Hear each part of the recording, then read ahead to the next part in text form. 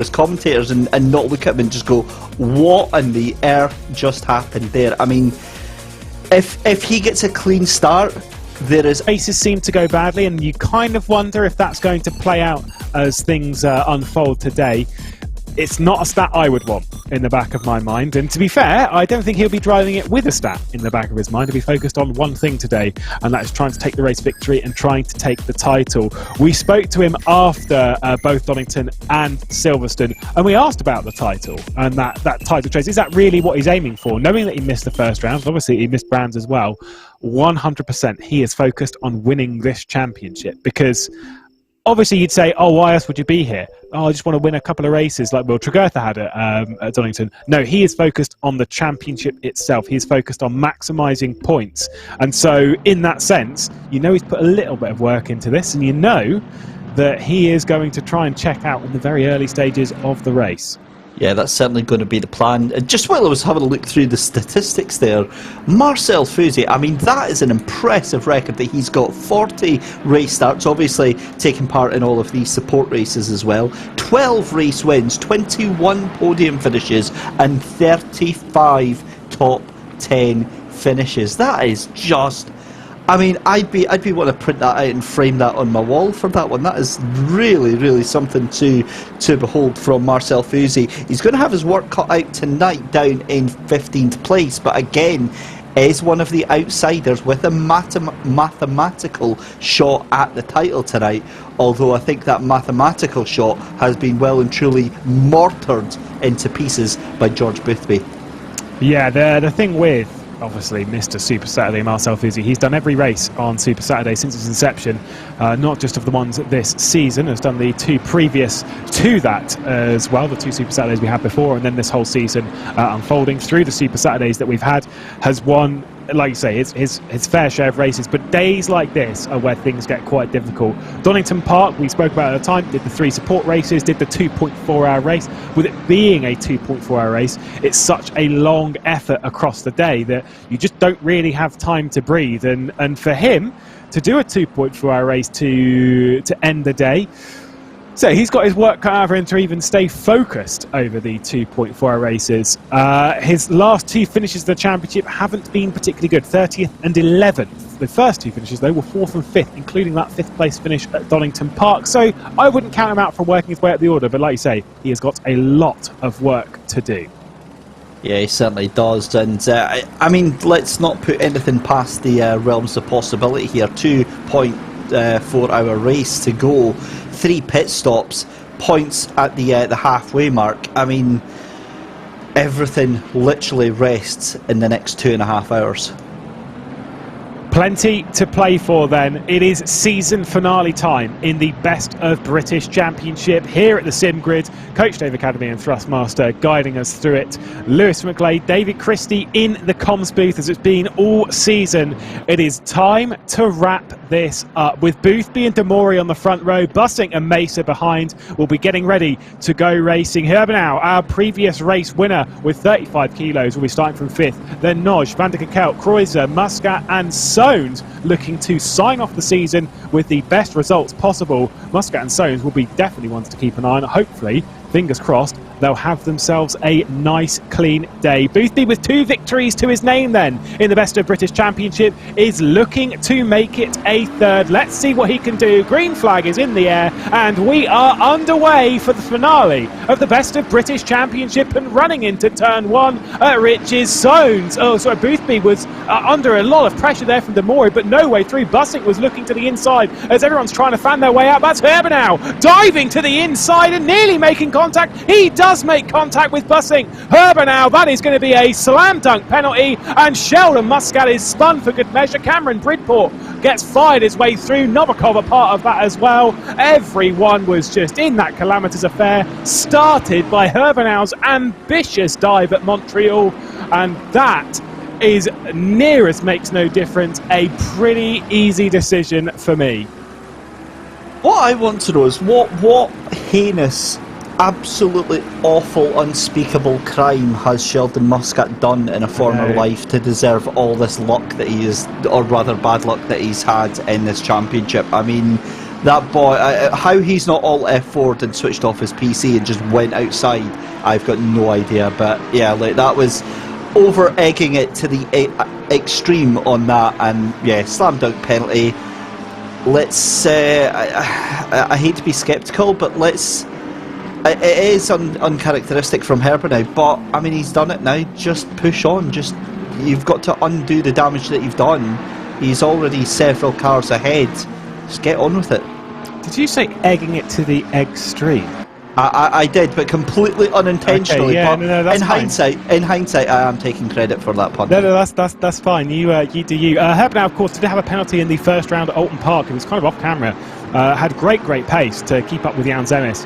And then after an earlier pit stop, I think when he was coming back through the order, got himself a penalty. I think it might have even been a stop and go 30, which, to be fair, for that kind of incident and that kind of crash towards the start on the first lap for basically kind of a lack of care and pushing it a little bit too far, I wouldn't be too surprised if the same sort of penalty is dished his way. Hearts go out to obviously Sheldon Muscat and Novikov and everyone else involved in all of that. Of course to Bussink as well, who is still going, who is in 16th place, who clearly had good pace after qualifying in third. See him in the background. Hopefully he'll be able to pull his way through to a decent result. Chris Sever and Phillips going side by side as we run through Palmer. They've been going side by side for a couple of corners, we are told, and they are continuing to do so. Phillips in the Bentley's got to go around the outside of Agostini though, and that's not normally one that favours well, because the run through Hamilton just always goes the way of the inside, and Phillips not able to hold that position or grab that position, whatever way it was going, and Sever is in 12th. Yeah, a lot of pressure, and that Bentley's looking very angry to try and get past. But have a look who's hiding in the background as well. Marcel Fouzi tucked onto the back of that group. Here's a replay then. You see Herbino in the blue Mercedes on the middle of your picture, just behind the McLaren there. He's going to make a dive out to the right-hand side, tries to outbrake himself. And to be fair to Herbino, he gets it. Yeah, I thought he got it, yeah, but he didn't have any time to react to that car turning in. The thing is where he's committed. Now, he missed the apex by a little bit, right? It wasn't actually that much, but he did miss the apex, and he was coming in on a way too tight line into the Montreal-Wilson hairpin. And so from that, I'm still standing by it. That's a pretty slam dunk, Herbenau's sorted. But it's a massive... I mean, I'm not going to it was maybe worth it to try and dive it on the first lap there, but that was just a little bit too much, just too aggressive in the early stage of the race. And unfortunately, that is day done for quite a few competitors, and that will probably include, depending on when race control get on it, Herbenau as well. We're focused on the battle then for the lead. Simone de Mori, who's right on the back of George Boothby. Boothby trying to settle things and sort himself out. A third victory in the Best of British Championship. De Mori thinks, well, I've come along for this day's race and this day's race only, and there is only one thing I am playing for, and that is top honours today. And he is very fast at the moment. Fastest lap of the race though, on the previous one, of course, came the way of Andre Mesa. Yeah, great lap from Andre Mesa. Very intrigued to see Simone de Mori though, just 0.6 of a second. But it looks like Olivier Curtin has crashed out of P7, gets recovering, and that's Van de Kekel. Oh, you can see how frustrated Van de Kekel is. A little nudge on the back of the Porsche there. I think Van de Kekel. Okay, right, this is a little bit much maybe, but it seemed like he was pushing him to get going, is what I kind of saw, and what we're being told it kind of looked like, in a sense that what I'm going to assume there is that Van der Kekel potentially made a move into Oggies that didn't work out, and Van der Kekel has now gone, so that's always good. Jakob Ruoff as well running off at Nelson's for good measure. But yeah, I'm going to probably suggest in that sense that Van der Kekel had an issue with Olivier Curtin going into Oggies, which is very easy to do, to launch one down the inside and then cause an incident, was pushing him to try and get going, and now has bailed from the race. Seen quite a few issues from Van der Kekel over the few races that we've had. Remember back to Donington Park, was right in the thick end of things on that day, and seems to have continued that today. A few drivers coming into the pit lane, Paul Batty being one of them to tick off his first one. A few other drivers have also been into the pit lane, including the driver that qualified in third place, Bussink, as well.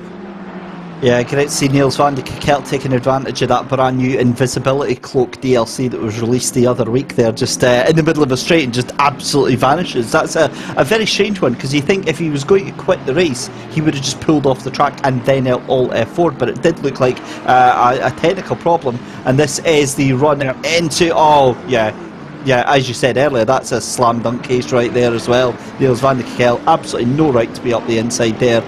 Tries to keep him going as well. I don't like that, because that's adding insult to injury, adding a little bit more damage to that Porsche. I know, obviously, he's trying to get him back up to speed, but yeah, I don't like that at all. It did look like Olivier Curtin was starting in about 8th gear for good measure as well, because it was a very slow pull away from the Porsche, but that is something that I think we will see once again a bit later on today at Oggies, because it's an inviting corner. You kind of want to go down the inside, but that's always where incidents happen, and I do not think it'll be the last time we see of it today. Andre Meester on the back of Herbenau did see that Demori had closed up to Boothby, set the fastest lap of the race on the previous rotation of the circuit. This lap, though, seems to have had a little bit of a mistake in it from Demori, because Boothby's been able to pull away a little bit. Andre Meester, in this sense, as much as you'd say he doesn't need to pass Herbenau, because we're expecting a penalty to head the way of Alexander Herbenau. At the same time, though, that penalty's not come through yet, so every kind of lap you're sat behind is wasted time, it's wasted potential. I want to get through ASAP so that I can start attacking those two leaders. Absolutely, but it's again, you've got to have your 3000 IQ hat on to think that, well, Herbenau, the pace that he's got is actually not that bad. 146.7 that last lap round, he's still doing a 146.6. If it starts to the point where Herbenau starts slowing Mesa down into the 147s, absolutely, then you're going to try and force the matter. But for just now, I'd be very content to sit behind Herbenau, take a little sip of that tow, and just keep the pace going through. Potentially even save a little bit of fuel whilst you're at it for good measure. I won't be able to save too much fuel around here, but nevertheless I'd still save a little bit whilst I could. Again, spoke on the last round at Brands, that if you're running in second, if you're running in third, if you're running in fourth, as long as you can see the leader, especially at this early stage, I'm not worried. As long as I'm keeping control of things, as long as I'm part of this train, I am not panicking right now. That gap, though, between Herbenau and Demori, that might begin to concern. Did get the note from race control last time out when everyone drove, say it again, really, really well in the tricky conditions of Brands. The race control said that we've almost got nothing to do. Everyone was so well behaved. They had like a few incidents to look at, but for the most part was all very, very well behaved. Today we've seen those cracks. We've seen that all coming through once again, and hopefully things will continue in the way that we saw at Brands, and we'll return to some fairly clean racing. We're looking at a trio of Ferraris that are fairly close. Moretti, Wolfgruber and Schwaber directly behind. They've also caught up to the back of the Lamborghini of Jakub Ruoff. We've got Novikov in the background as well, who got a lot of damage from the incident at the Montreal hairpin on lap 1. We'll see if he can get himself involved in this as well. In the Bentley, had a podium to his name at the first round of the season and sort of flown a bit under the radar ever since. Yeah, just back to that point about race control complaining they had nothing to do, Lewis. It's almost like the drivers have heard that comment and thought, nah, we're going to make you sing for your supper tonight. You guys are going to be working overtime. And to be fair, though, I mean, it's not actually been that bad. As we go back to the leaders, Simon Demori having a proper little go here. And, well, this is starting to get a little bit exciting. I don't think either of us saw this one unfolding. Yeah, I wonder if this is Boothby controlling his pace. Saw this at Dollington Park. He controlled his pace really, really well in the early stages. It allowed Will Tregurtha and Patrick Notch to be a part of this battle. I don't necessarily think this is too much in the form book in that sense. But Boothby's longevity in a race is well known, that he's always playing the long game, flew under the radar for the entirety of Silverstone and ended up winning the race anyway. He is sort of playing that sort of book. So maybe that's kind of where we're at the moment, but either way, he is putting himself in a bit of risk, because Simone Demori is right over the back of him. It looked like there was very much a potential move at Agostini, but no way through at present. Now we're focused on the battle for 7th. Almost tripped over myself there, thinking that it was, what, Jordan Soanes in P7? Go on, give it some. That is pretty impressive. Yeah, that's a great first 15 minutes for Jordan to get himself up into P7. To go back to the leaders as well, you know, that thing about Boothby, we know the pace he's got. He's got scandalous pace, and he could be trying to do some extreme fuel saving here. But the point being, would you want to put yourself in that much risk and that much danger, with given that he's in third place in the championship? I don't know if I'd be. That's a solid no out of 10 in all senses, to the point and also to the internet connection of David Christie. We're now on the battle with Boothby, Demori, Herbenow and Mesa, as they're all very, very close together. I would not want to be putting myself at risk. Especially in a sense, I don't know how much these two have raced with each other outside of this, but especially in a sense with an unknown quantity in the Best of British Championship of Demori, because Demori is a driver that he's not raced against in this championship, David. And again, I am with you. I think if it is fuel saving, if it is playing the long game in the race, maybe he's just applying a little bit too much risk. That said, we've seen a couple of mistakes a little bit out of Boothby. He is pushing the car hard. Yeah, these are some fast lap times, but not as fast as he can do. I mean, look at that, 1:47.4 that last lap round, and Simon Demori really pushing it to the extreme here. Herbenow getting brought into this battle as well, as is Andre Mesa, and we've seen Herbenow make one wild lunge up the inside. Oh, I just don't know what's gonna happen here. Ruoff is off at the bomb hole, it looks like. Yeah, that's not gone well, but Demori, what a performance, what a breakthrough entry for him. Yeah, there is Yannick Ruoff, who was fairly impressive pace-wise when we did the last 2.4-hour race at Donington Park, was involved in that incident with... that was how Jan Zemis got his penalty for a poor rejoin on the front of Yannick Ruoff coming out of the old hairpin when Jan Zemis got punted off from Niels van der Kerk, from memory, so don't quote me on that. Was running quite well, but I'm going to assume there might have been an incident between Ruoff and Moretti, because Moretti was directly behind him, was a part of that Ferrari train with Wolf-Gruber and Schwaber that was directly behind for 16th place, and I'm wondering if something has happened and they've all kind of come a cropper to that. For Boothby though, as we're focused from Herbenau's car to the top two in the race, he's playing it along. This is if you've ever watched MotoGP, and making his return this weekend anyway, we're completely off topic, Marc Marquez always races like this in a sense. It's like he knows he's the fastest and basically just plays the long game and waits for everyone else to wrap themselves around him, and then at the final moment of the race he clears off. That's what happened. So was that a really big dive from Moretti, or was that Jakob Ruoff going too slow into Nelson, if you get what I mean? Maybe he was going unpredictably slow, I don't know, but it seemed like a pretty big send. Yeah, it looked like straight up murder to me. It did, yeah. Yeah, that's RIP to that one. That's a shame. That would be so frustrating, and there's quite possibly some heavy damage. But Simon Demori now, from going to challenging George Boothby for the lead, is under intense pressure now from Herbenow in that third place there. Herbenow, again, I'd be very, very wary. We've seen him make that lunge up the inside, maybe unintentionally, but yeah, 2 hours 10 minutes left to go. And these three would be well thought to just tuck in and calm things down a little bit. Kelly ahead of Soanes. Soanes making a bit of a mistake through Riches, and maybe he's going to be dived by the Ferrari of Morand. Gets it to the apex at the Montreal hairpin and kicks it off, and it's not going to be hard fought from Jordan Soanes. So I think he might leave it down the inside though as we run towards Palmer, and he'll hook up that apex and keep ahead of the Ferrari. So it is fairly hard fought, but he's going to go for the cutback and the dive down the inside at Agostini, the blue Ferrari, just trying to make his way up the order, dropping down a couple of positions at this stage of the race is Jordan Soanes. There's the position done from Morant, and there was almost going to be a cutback from Jordan Soanes, but alas, it was not the case. These three seem to be splitting apart and then coming back together again, and splitting apart and then coming back together again.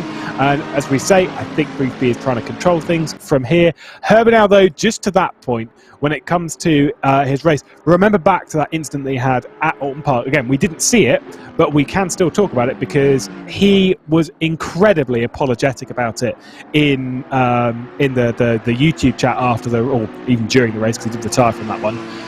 And I kind of get the feeling that he seems, at least from this sense, that is the kind of driver that he knows exactly what happened down at turn 2. And he knows what went wrong.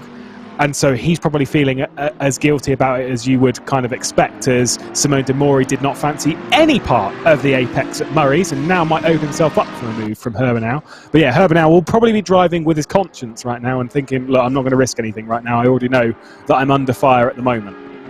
It's a difficult one though, isn't it? Because I mean, being honest, it's a racing mistake.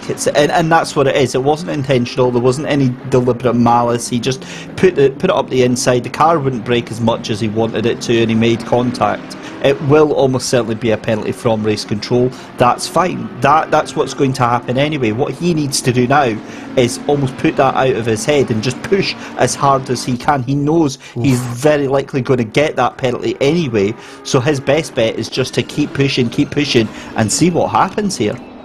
Simone de Mori wide at Palmer, out over the grass and just allowing George Boothby to pull away as things stand, and Boothby will be liking that, whether he's controlling things or not. We're looking backwards from Simone de Mori to Herbenau, to Mesa as well, who once again is closing back in. There's been a lot of mistakes from drivers today, nothing too major in a sense, at least not from this top four, but let's be real, there's been quite a few apexes missed, particularly that one down at through, once you come through Coram, once you try and hit that apex at Murray's. I've seen drivers miss that one time and time again. Andre Mesa, I'm pretty sure, is looking at a 50% apex ratio at the moment as he misses another one running through Brundle. Obviously, it is a hard circuit. Naturally, it's a high commitment circuit, and some of the apexes are fairly blind by the time you get through to the corner.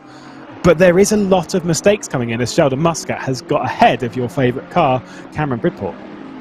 Yeah, we're not really seeing as much of that car of Cameron Bridport that I'd like to see, but looks like that he is potentially DNF'd.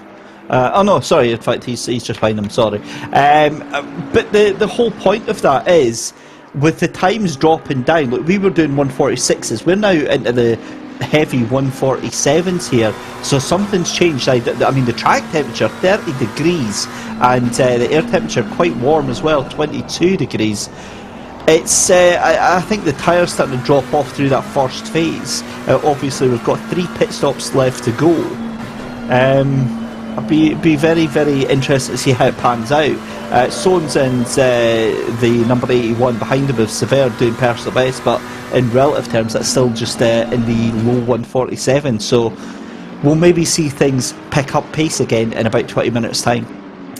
Potentially, if we focus on the times that Boothby's done, his last time 47.1. Over the last couple of laps, he did end up doing a couple of mid 47s whilst he had de Mori on him. Once de Mori had dropped back, that was his time to open up the pace. Andre Mesa, as part of that group, he's done a 47.2, so there is still pace in that group, but they are pulling away from the rest of the field fairly rapidly. Jakob Ruoff, who's come out of the pit lane, who is a lap down on Lucas Kreutzer, who's come out of the pit lane ahead of them and is keeping pace comfortably with the chasing pack behind.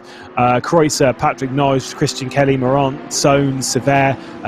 Sever's a little bit far from back, but they're all still a part of this train for 5th place, and they're all sort of struggling to try and keep up with this top lot. There we are then. It is dished out to Alexander Herbenau, and it is a drive-through penalty that has gone his way. We knew it was coming, he probably knew it was coming, and that is it sorted. The 1-2-3 has had his justice delivered. Right side of things could have been worse. Could have had a stop-go penalty, could have had a time penalty added on. I think that's actually doable. It's maybe going to take him out of contention for the win, but again, maybe still in with a shout of top 5, maybe even still a podium. It's very, very early, still 2 hours to go. He's got a lot of pace in that car. Well, consider their pace to the pack behind. A drive-through, I would wait to take it as late as possible in that window. Obviously it's a few laps. Try and take it a little bit later, just in a sense of they seem to have better pace than everyone else, and whilst he might be being held up by Simone de Mori, which is frustrating as, the cars that are further back that he'll probably come out in once he's served that drive-through are probably going to be slower than Demori, so you might as well just try and gain as much as you possibly can and then serve that drive-through, come out and then see where things stand. That penalty could have been worse, considering everything that happened, and I think he might well be a lucky boy to get away with only a drive-through. But like I said, I don't think anyone is shocked. I don't even think he is, and so in that sense, I almost think that he's probably been waiting for the best part of 20 minutes, just basically yelling, "Come on, just give me the penalty already," so that I already know. Because like when you know it's coming, you just like just give it to me and let's just get on with this, yeah. And that's it. It's that whole. What's happened to Simone Demori? Sorry to cut you off. Simone Demori out of bomb hole, going into Corum. Oh, and that is not an ideal rejoin. Straight nearly into the side of Jakub Ruoff. What has happened to Simone Demori? Was it Herbenau? Was it himself? Oh, I've got a feeling that might be either going way too wide into a corner or possibly even a hardware failure. He just almost straight-lined that corner. And yeah, I'm sure we'll get a replay from Mike Yao, our broadcast director. But Andre Mason now, he smells blood. This is one thing that you always point out. The smart move is, like, he's obviously got to take his drive-through, so why would you push? But the thing is that you see the car in front of you, you still want to get your way past it as soon as possible. Mason now unwittingly been thrown into second place after all of this, but Boothby now, that's his chance to go whole shot. That's 3 seconds up. Oh, dive up the inside there from Moran. That was almost not intended, but he made it stick. Thomas Moran up his way into 7th place through on Christian Kelly as they run through Hamilton. He didn't intend to make that one, but he certainly did and dived it down there, got it stuck. There's a little bit of contact with the apex, but for me, that is all on it. Lost it on the curb at bomb hole. Oh, no. And Demori then cut across the entire circuit. I'm not going to lie, that rejoin needs a good looking at, either to himself or from race control.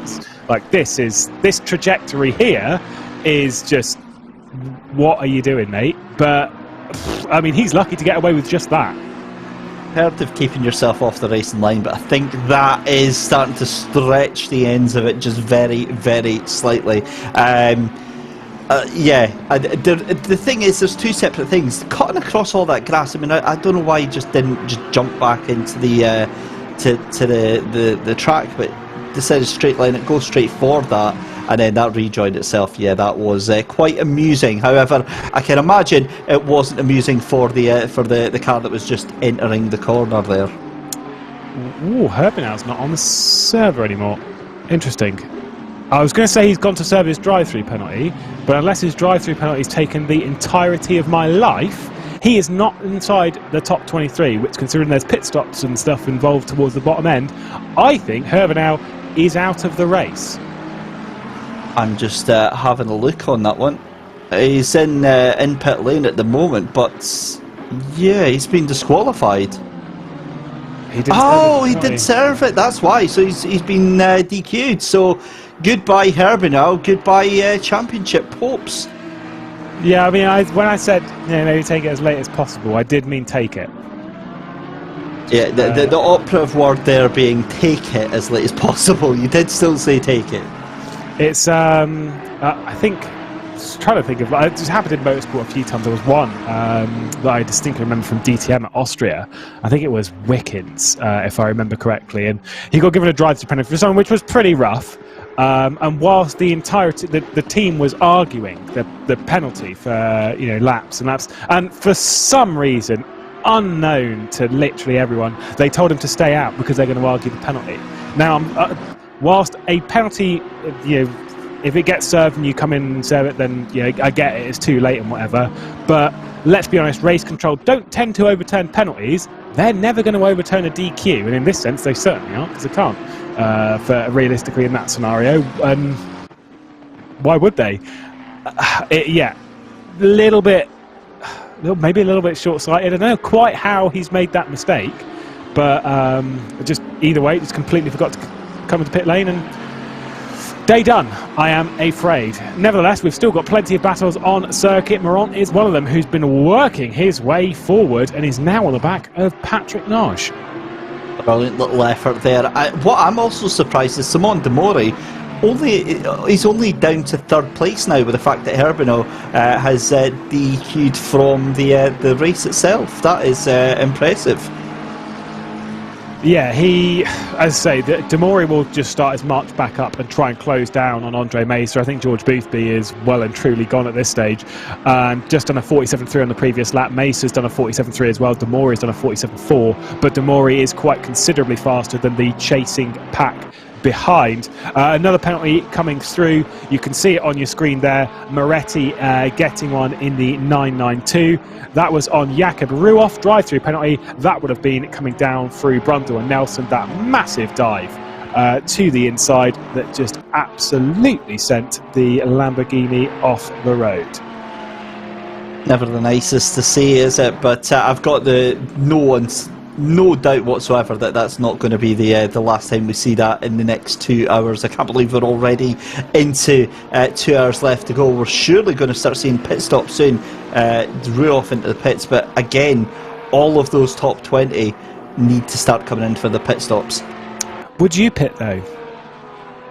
It depends where it was. If I was outside the top 20, absolutely I'd get them out of the way ASAP, just get them done, try and move myself up through the positions. As soon as you're into the top 20, then you start reacting to the cars around you, potentially trying to get an undercut where possible, but just eking out as much as you can. As you said, by this point, if you're not in the championship hunt, then the points almost certainly don't matter. It's a case of just getting yourself up for as good a position as you can. So with Morant, with Demori, and that lot of these drivers that are fairly new and into this, they're joining just for this round. They can take their pit stops whenever they want. They don't care about the halfway points. And there is Alexander Herbie now. So take that point that I made about race control won't overturn a disqualification, throw it straight in the bin, because they did. However, they're not going to give him his laps back. Why would they? Again, in that sense. It does mean, though, that he has served more than his fair share of penalties, so he doesn't have to serve a drive-through. But the DQ and 2 laps will do it justice, I guess. Herbenau will just continue. We'll see if he gets to the checkered flag. But, yeah, fair enough. Respect to him if he does keep going and goes all the way to the checkered flag, but it is a long trek to it. 2 hours to go in this race. Morant is the driver who we're focused on at the moment as he is marching forward, but don't count out Christian Kelly behind him, because Kelly had moved up the order a few positions, got by Jordan Soanes a few laps prior, was not happy at the move that Thomas Morant put on Agostini, saw him flashing all the way through Coram on the back of the Ferrari. That 137 is pushing really, really hard at the moment to try and make up those positions. And my question to that, you reckon he's overdoing his tyres a little bit? I think he's just answered that question for us right now as Morant comes into the pits. Kelly, I've had experience of watching Kelly race in other platforms and other championships, and he is a very, very competitive and competition-minded driver. He takes his etiquette very, very seriously, and if you do him wrong, you better be watching your rear view mirrors for a couple of laps, because he will not be letting you forget about that. Very fast driver. It was, let's face it, it was a very, very cheeky move up the inside by Morant, but the gap was there, he forced the issue. It's up to race control if they thought it was too much, but personally, I think it was absolutely fair. So do I. I think it was aggressive. It was, very elbows out, but I think it was fair. If it was the other way around, if I was in Christian Kelly's position, I would not be happy at someone diving me in that situation, but it is what it is. Marcel Fusi, by the way, who's now in 11th position, don't know what happened to him at Riches, but I did see a car going fairly slow, not too sure what was going on, and he did relinquish a position to Olivier Kerton. So, not sure what's happened to the Mercedes, to Mr. Super Saturday, but alas, a position has been dropped anyway, as we're focused on Wolf Gruber, who is on the back of Daniel Kiefer, who I've got them the wrong way around the entirety of the season between Daniel and David Kiefer. Daniel is the one that's in the Porsche and David is the one that's in the Aston, and they make things really easy by never being on track near each other at all. Ha ha ha ha ha. They're running 12th and 14th and quite close, let's be honest. So this is going to be interesting. It certainly is, and I'll mix them up at least several times between David and Daniel Kiefer. But Daniel getting the upper hand as it is at the moment in the Porsche in 12th place, doing a fairly decent job of keeping himself ahead of that Ferrari, the number 15 of Christopher Wolfgruber, as confirmation just comes round there. Christopher and Harry Phillips absolutely duking it out right now as well. Jordan Soanes, though, up into that 7th place. We mentioned him a couple of times already. I mean, that is a performance right now. To get that 23 Audi up into 7th place, it was a decent start, but this has been a very, very spirited attempt from him. And at least for his sense, more so for pride than anything else, to move himself further up in the championship from his current position will be very helpful indeed, because let's be honest, for him in this sense, it's not had the greatest season, and realistically could be getting himself some decent points at the end of the race, of course, but also some decent interval points as well, which will be coming up in just over around about 40 minutes time. When we get to those interval points, of course, halfway through the race, half points are dished out, so it'll be 35 points to the race leader at that point of the race. So we'll keep our eye and see where people are running, because those points could be beneficial, especially to those that are sort of somewhere down in the championship that are putting on some decent drives today, the likes of Jordan Soanes. I'm pretty sure that Sheldon Muscat would have wanted to have been a part of that. Currently running a 22nd position after that second corner incident, still making some decent recovery up the order. Yeah, it could have been so much different for him. We've mentioned how terrible his luck has been down in 22nd place. He's had just no luck whatsoever. I don't know if we mentioned it, I maybe missed it, but we did get a drive-through penalty for the number 992 of Damiano Moretti for that straight-up homicide on the 297 of Janek Ruoff on lap 7. I mean, that was just a straight up killing, a punt to pass if ever I've seen one. But it's great to see that race control being very, very consistent on the punishment of these incidents. I do really like how you don't beat around the bush and you just tell it how it is. Straight up. I think, well, the thing is that normally you'd be like, oh, that's unfortunate, and you're like, but when you see a car getting absolutely smashed off into the countryside here, there's very little left to comment on other than, pass on my condolences. Again, I've been told time and time again that using the phrase "slam dunk" in a sense on a broadcast is apparently decent. I'm a sort of gear, I'm not really that bothered. Take it or leave it. But in that sense, there is no doubt it is a slam dunk penalty, because it was a spirited attempt into Nelson, not one that worked out. And yes, a drive-through penalty seemed fair because there was quite a lot of damage on Jakub Ruoff's car. We're now focused on the three-way fight at present for 4th place. Lucas Kreuzer, who was struggling in the early phases of Brands Hatch, seems to be struggling in the early phases here, currently running in the 48, which is a solid second slower than our race leader and fellow McLaren driver George Boothby.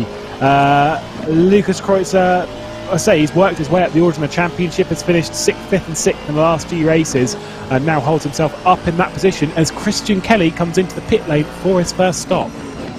Yeah, we're starting to see these strategies starting to play out again. None of the I say top 10, but obviously Christian was in the top 10, but I mean, it drops him down. There's still a significant number in that top 20 who have not taken that pit stop yet, and I think that's a great move from Kelly, because he was in the middle of a decent battle there, but he could make up some places as he heads into the pits just now. Keep an eye for him when he comes out. But another man who has made huge progress right now, Alexander Novikov, up at the P16. I mean, he was at the back of the field after that incident with the involved Muscat as well, and he's just making huge strides to come through the field. You really had to talk about him, didn't you, right at this moment? He's just been off. Oh, right. Oh well. he just went off. Never mind then. The yellow flag that came out. Sorry, I didn't mean to just throw you under there. I've done that a few times this season. Sorry, mate. Elko Bussink, who is currently on screen, has been off the road down at the Montreal hairpin.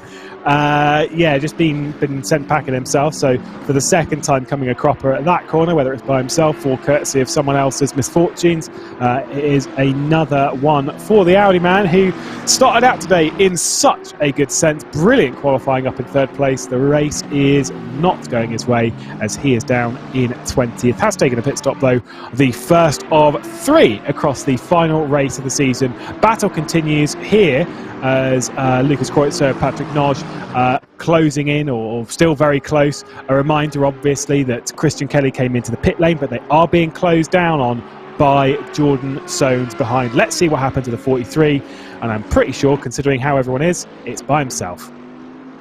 Yeah, looks to be he just gets 2 wheels onto the grass there, tries to keep control of it, brings the car on the edge of the circuit there. No harm, no foul. He'll get the car back on.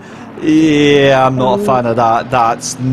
He got away with it because that is a deceptive camera angle, but that's still a little bit too close for comfort, because if that, all it takes is that car behind to miss its braking point, and you've got some tears before bedtime. Yeah, it was Morant that was coming through, and whilst Bussink is behind Morant, I'm pretty sure Morant had to lift a little bit there, just being a little bit cautious. I'm sure there was room, but yeah, I'm sort of with you that potentially playing it a little bit more patient would have been better. As Wolfgruber has gotten by on Daniel Kiefer as the position switches around. We saw that battle a little bit earlier. The Ferrari man now up into 11th position. Marcel Fusi, the next driver for him, who's just inside the top 10 Mr. Super Saturday, and Olivier Kerton, who was involved in that incident with Niels van der Kelt coming through Oggies, obviously in the early stages of the race, is the next car down the road, as he is setting his sights on Harry Phillips, and is very, very close indeed.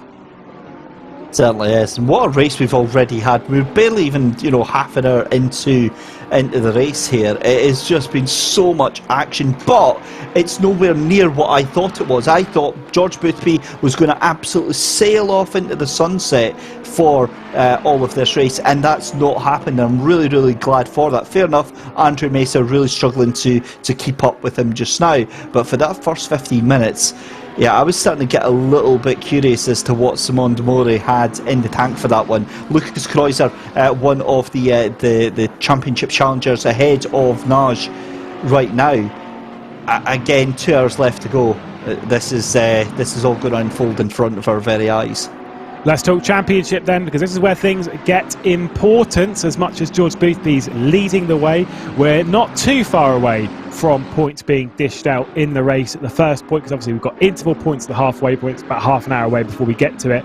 And the man directly behind this driver that we're focused on, because they're both of them in a sense, need to march their way forward off the road there. Is that Moretti? I think it is. Certainly is. Who's just off the road now, the way going another lap down. It is fine. Kreutzer, Noj, they need to march forward. Points at the halfway stage of the race. They are still at the moment, at this point, all things considered, ahead of George Boothby in the championship. Patrick Noj is second in the championship, 186 points. Lucas Kreutzer is third in the championship on 178 points, as we focus on Olivier Kerton to see if he'll make a move on Harry Phillips on that run on the Bentley straight into Brundle and through Nelson. I'm not 100% sure he's going to outgrunt the Bentley. I don't think he will. Back to the point then. Boothby is in fourth place in the championship, 175 points. The points that will be dished out at the halfway point in the race, at the moment it'll be 35 points to Boothby, but realistically the likes of Kreutzer and Noj, they're not too far away from scoring some decent points themselves. Fourth and fifth at present will score them 26 and 25 points, so they will obviously drop basically 9 and 10 to the race leader. But if anything happens, you need to be scoring as good a points as possible through that mid-stage of the race. Andre Mesa, who's currently in second, will be scoring 30. So if you can get to roughly that position, get yourself onto the podium in that sense, it's going to help. It is to a certain extent. The whole thing about if anything happens with George Boothby, it's a difficult one, because obviously the way it's gone this season is that if he's here, he wins. It's as straightforward as that. He's been here for 2 out of the 4 races. He's won the 2 of them, and this one he's looking very, very good for right now. It's going to feel for the other 2, for Lucas Kreuzer and for Naj, almost like one of those you tried medals. You know, you turned up, you gave it your best shot, and here's a pat on the back. It's a bit of a slap in the face when they've been here for in the case of Kreuzer, he's been here for all 4 rounds. Nash has only been here for 3 of the 4 rounds, but you know, George Boothby, I mean, it just shows, and it just exemplifies the performances that he's been able to pull in. 3 wins, and he takes the championship potentially. And just a reminder again, no drop scores. Like, that's the big thing for me. All the points count, and that's where this becomes such a surprise, and why it's been such an impressive few races that Boothby's done, really showing on what is a fairly in air quotes competitive field, because it is very competitive out there. He's come along and looked strong every single time he's done it. I'm curious to see what would have happened in the early stage of the races had there not been the penalty for Herbenau, had there not been the issues for Demori, but alas, he is going from strength to strength. Running out of the final corner through Murray's as we complete another lap on the racetrack. Lucas Kreuzer once again defending from Patrick Noj. The Aston Martin just not able to do anything, but of course, as you can see behind, Soanes and Sever have very much closed in on this. Olivier Keirton comes into the pit lane to serve his first of 3 stops, and this battle continues. But Sever is right a part of it. A bit of a mistake there from Lucas Kreuzer, but still no way through for Patrick Noj. And do you know what this is doing? It's just making things get more and more frustrating, and the Hungarian will be becoming more and more desperate. I thought for a minute there you were going to say the Hungarian is going to get even more hungry. It's left waiting on that one, but yeah, Naj. Oh, well, I just did it for you, you know. Yeah, look, Naj is really damned if he does and damned if he doesn't right now, because he needs to try and fire past Kreuzer if he can. But, I mean, Jordan Soanes, what an effort. We've said this time and time again through the past 40 minutes here. Just a stunning drive. Still got, like everybody else around him, still got the 3 pit stops to do. But back up into 6th place, I mean, that is scary pace that he's got right now. And that's the thing, I mean, it's not like timing screen place. Oh, there's contact! Oh, Noj, that was Noj just taking way too much curb at Nelson. Nearly opened the door for Soanes to come through. It's nearly closing in as well with Sever behind. Tight stuff. Soanes is looking very good at the moment. Do you believe in the commentator's curse, David? It's a question right now. Well, it doesn't matter if I believe it or not. I've executed it several times in the season already. So yes, it's real, and I enjoy taking payments for it. I see. Andre Mace has come into the pit lane. We're riding on board with Wolf Gruber in the Ferrari, and he's going to try and pass Mr. Super Saturday. You can see that Mercedes is plenty fast enough in a straight line. Left out from Wolf Gruber, as he doesn't fancy trying to make anything stick around the outside riches. I, for one, don't believe in the commentator's curse. I only believe in driver error. So, yeah, that's how I banish myself from that one and just hope. I have received a little bit of criticism from some guys. Like, oh, you said that I was driving really well and then I crashed. I was like, oh, it's your fault, isn't it? But that's apparently quite harsh. It's a little bit harsh, but also, coincidentally, I mean, how many drivers have you seen that actually drive along and listen to the commentary at the same time, or get updates from their chat as well? Chat will be like, "Oh, you're on TV just now," and I wonder if that kind of triggers something in the back of their mind that puts a little bit of extra pressure on them. But Wolf Gruber here putting the pressure on Mr. Super Saturday himself, Marcel Fusey, and he's soaking it up like a sponge just now. That Mercedes, the only one in the top 15, doing a cracking job there. But just now, it really is the story of the Mercedes, the McLaren and the Audi right now. 2 of each in the top 5, and the little Aston Martin just hiding out there in 4th place of Patrick Naj.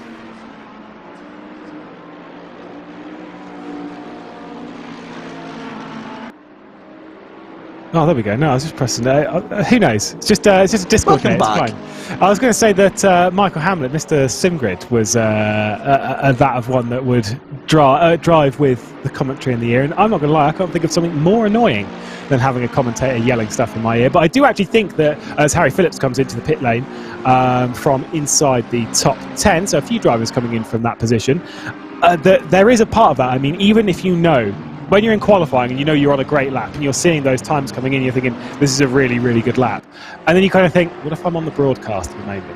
And it's just sort of sat there in the back of your mind as, if I make a mistake now, not only have I made a mistake, but also everyone's watching right now. And I think that does apply to me. I think that's probably where the commentator's curse in a sense comes from. But alas, we focus on the action and then things go wrong. It's not our fault, is it? Surely not. Surely not. It's the law of averages, is it? I mean, how many times do we see incidents that we've not been watching unfold and then we cut to it? So I think it's just the odds that we're eventually going to catch something, and those are sometimes going to happen just directly after we've spoken about a driver. Oh my goodness me! Wolf Gruber absolutely cooks the brakes, trying to go into the back of Marcel Fusey, and that is going to be a warning shot not only for Wolf Gruber but for Fusey as well.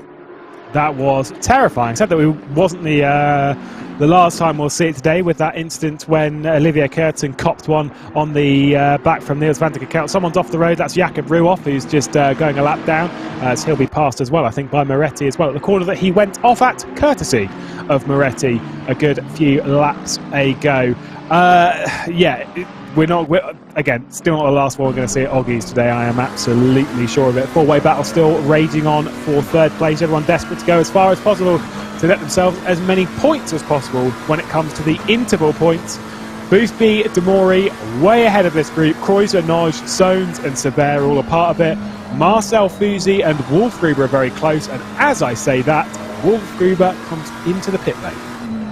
Yeah, it's going to be fascinating watching this race develop over the next hour and a half, hour and 35 minutes, because so many drivers still to do all three pit stops right now. That's 12 drivers left to pit, and it's going to be a case of who blinks first. But the race itself, I mean, look at that now. In the past 10 laps, George Boothby has taken out 10 seconds of a gap over Simon Demore there. Brilliant pace, but Demore obviously was in third place, moves up into that seconds, 15 seconds back. But I mean, what a brilliant drive from Demore to come into the championship, to take a decent qualifying place. Fair enough, he had that huge moment, but manages to get himself back up onto the podium, where he stayed there since. To follow your point, though, everyone on the grid, essentially, with the exception of a couple of drivers, are in the 48s.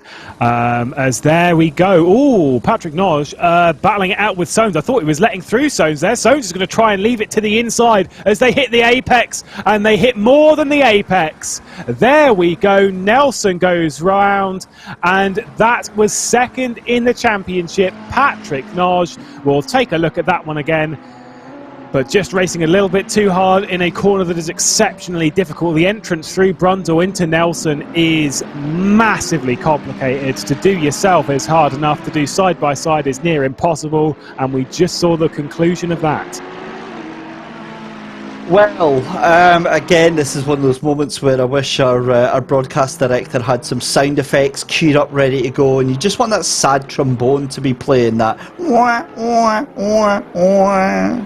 It's the only thing that's appropriate right now. What did they think was going to happen? You can't have two cars going side by side into that section of the course without some sort of shenanigans. Silly manoeuvre, and they've all paid the price for it.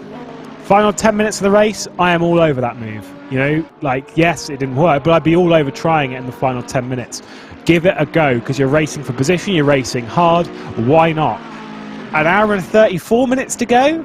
No, less so. That's not ideal. Let's take a look then with Patrick Noj riding through the corner, and there's Sones to the inside. Just makes that contact. Quite hard to tell from that angle as to who would be the fortune, as to whether it was Noj coming across the first angle that we saw when we were watching it live. It was the best angle.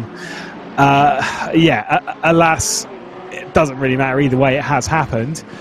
And yeah, for Patrick Noj, that is effectively lighting fire to any hopes he had of the championship, because I'm pretty sure with that they have set sail. Yeah, I'll be interested to see. This is on board. Is this the Audi up inside? Oh, well, that looks kind of cut and dry, but I'd be very interested to see from the Aston of Naj, because it did almost look like the car on the inside didn't have any room to go, but that one, yeah, that was kind of shut the book and close the case on that one, because the car just didn't turn around that right-hander. Here we go, another replay then. This is with the Aston, pulls over to the left-hand side. That's yeah, I can't call that for the Aston at all. I've got to be honest. I think that's he's just been a passenger in that accident from the looks of things. But again, that's why we're in the commentary booth. Race Control can look at that back and forward, and from every conceivable angle, they'll be the ones to make the decision on that. But for me, looking at that, yeah, that's the Aston Martin looks like the innocent party in that one. Yeah, it's kind of from if I'm driving, if I'm Soames, it almost looked like he wasn't giving enough room, was Noj. But then you look at it from Noj's angle, 100% there is enough room there, surely. Let's take a look at it from this as we go into drone cam to see. Yeah, see, even then it's not. Yeah, see, that changes it again. Yeah, that changed it again for me, because Aston comes across to that right-hand side when he knows there's a car there. He knows that he can't take his normal racing line, and that's what it looked like. He was trying to cut across and get the whole shot out of that corner. I think maybe the fairest thing to do on that is that it's a racing instant, but then that might leave the other car feeling quite aggrieved if he feels like he was turned in on. Yeah, I'd almost argue it in the same sense. I mean, to be fair, if you look at them, Patrick Noj and Jordan Soames are pretty close on track right now, so obviously they've both come out of it, and they've both come out in roughly the same place.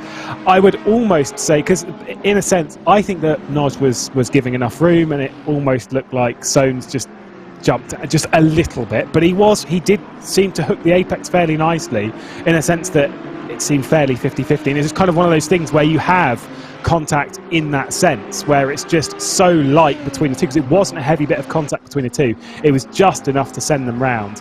A massive shame for the pair of them regardless, and hopefully we'll get an answer from Race Control, but that one is going to take a good looking at, and I have no idea which way I would call it, because it's a pretty tough one on that. I wouldn't be surprised to see it go for a penalty of some description either way, or just calls as a racing incident. What it has done, dropped them to 5th and 6th. Marcel Fusi, Mr. Super Saturday, is closing in the background, 1.3 seconds back from Jordan Soames. I don't think either of these two, though, and this is the important thing that I would take from it, don't think they're going to have much damage from it, because it was a very light bit of contact. Yeah, I don't think there'll be anything wrong with the cars whatsoever, although we see the Audi there of Soames looking a bit battered. I think that was from previously in the race anyway. Yeah, they'll get on with it. They'll clean their wounds and just get on with things. But Harry Phillips had a cracking little battle here up the inside into turn one. Then that was Callum Bridport that just got the position taken off him rather forcefully from that Bentley. Great move. And oh my goodness me, Callum Bridport, where are you going, sunshine? The corner goes to the right, late on the brakes, and let's give him a little bit of airtime here. Let's see that stunning artistic livery that is on that machine.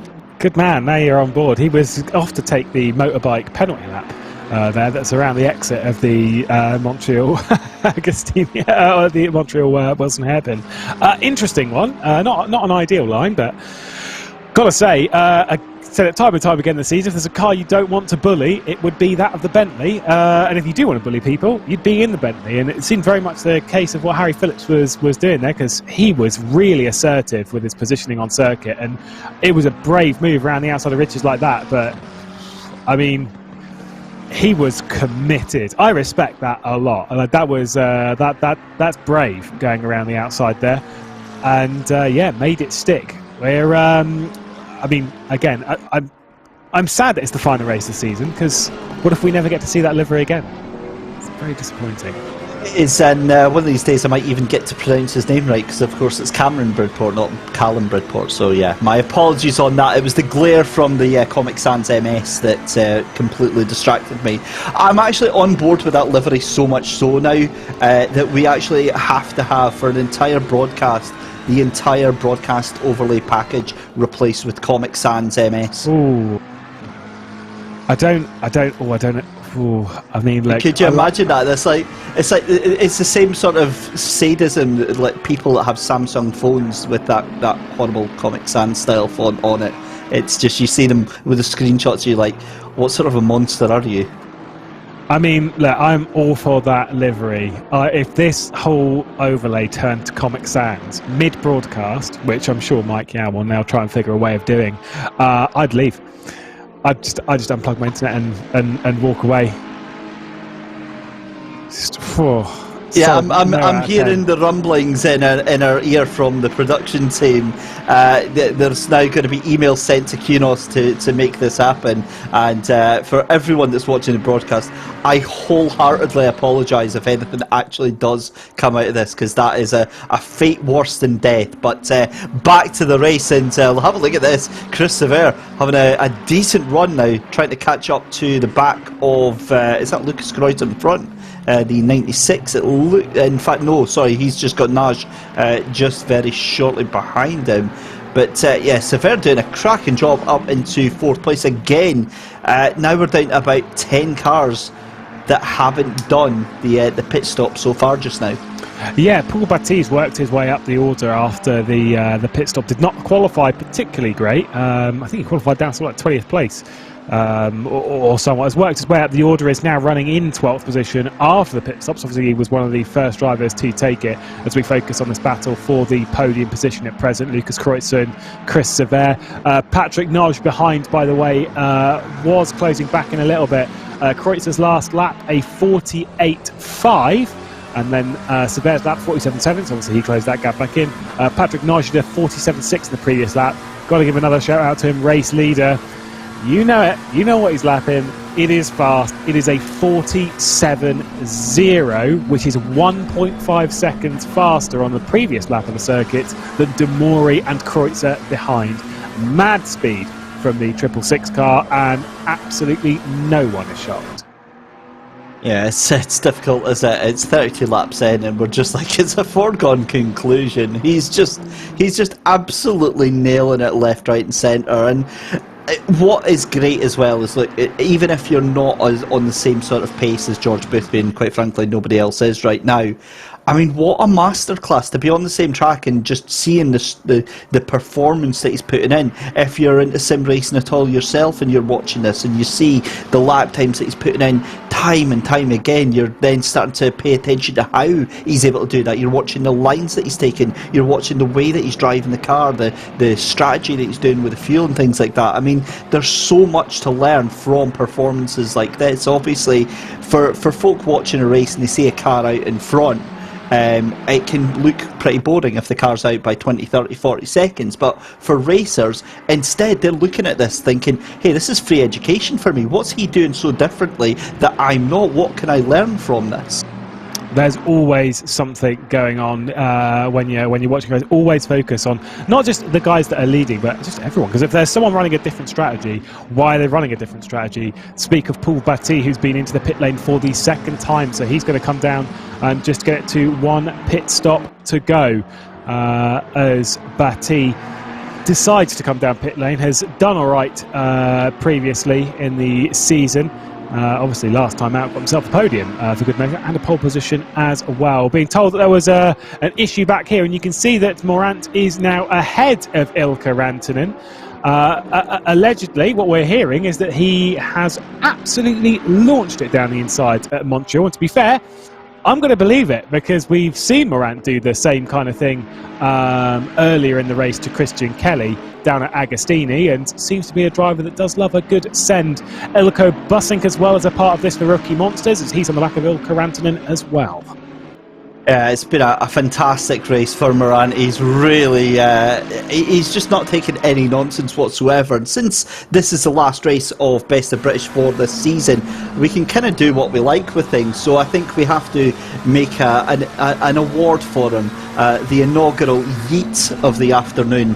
And I think that has to go to, obviously, Thomas Moran, just for that. The fact that it's not going to be the last we see. You don't just do that and then an hour and 25 minutes goes by and we're never going to see that again. That is obviously his style. He likes to take opportunities where other people are maybe backing out or just taking things a little bit calmer. And I've got no doubt though that is going to get him into trouble.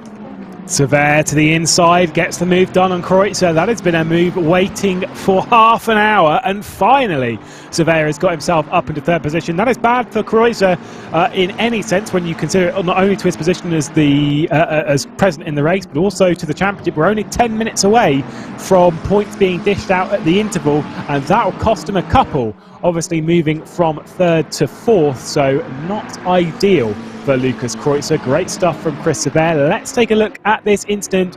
There's Ilkka Rantanen, who's run wide, coming through Riches. There's the dive down the inside. Oh, misses the apex. No contact between the two. Again, in my opinion, very, very similar to the Agostini move, is that it's aggressive, it's bold, it's maybe a little bit too much, but for me, that is just racing, and he was trying to absolutely send it in there. I want to ask, though, if you can think of a better name for it than Yeet of the Afternoon.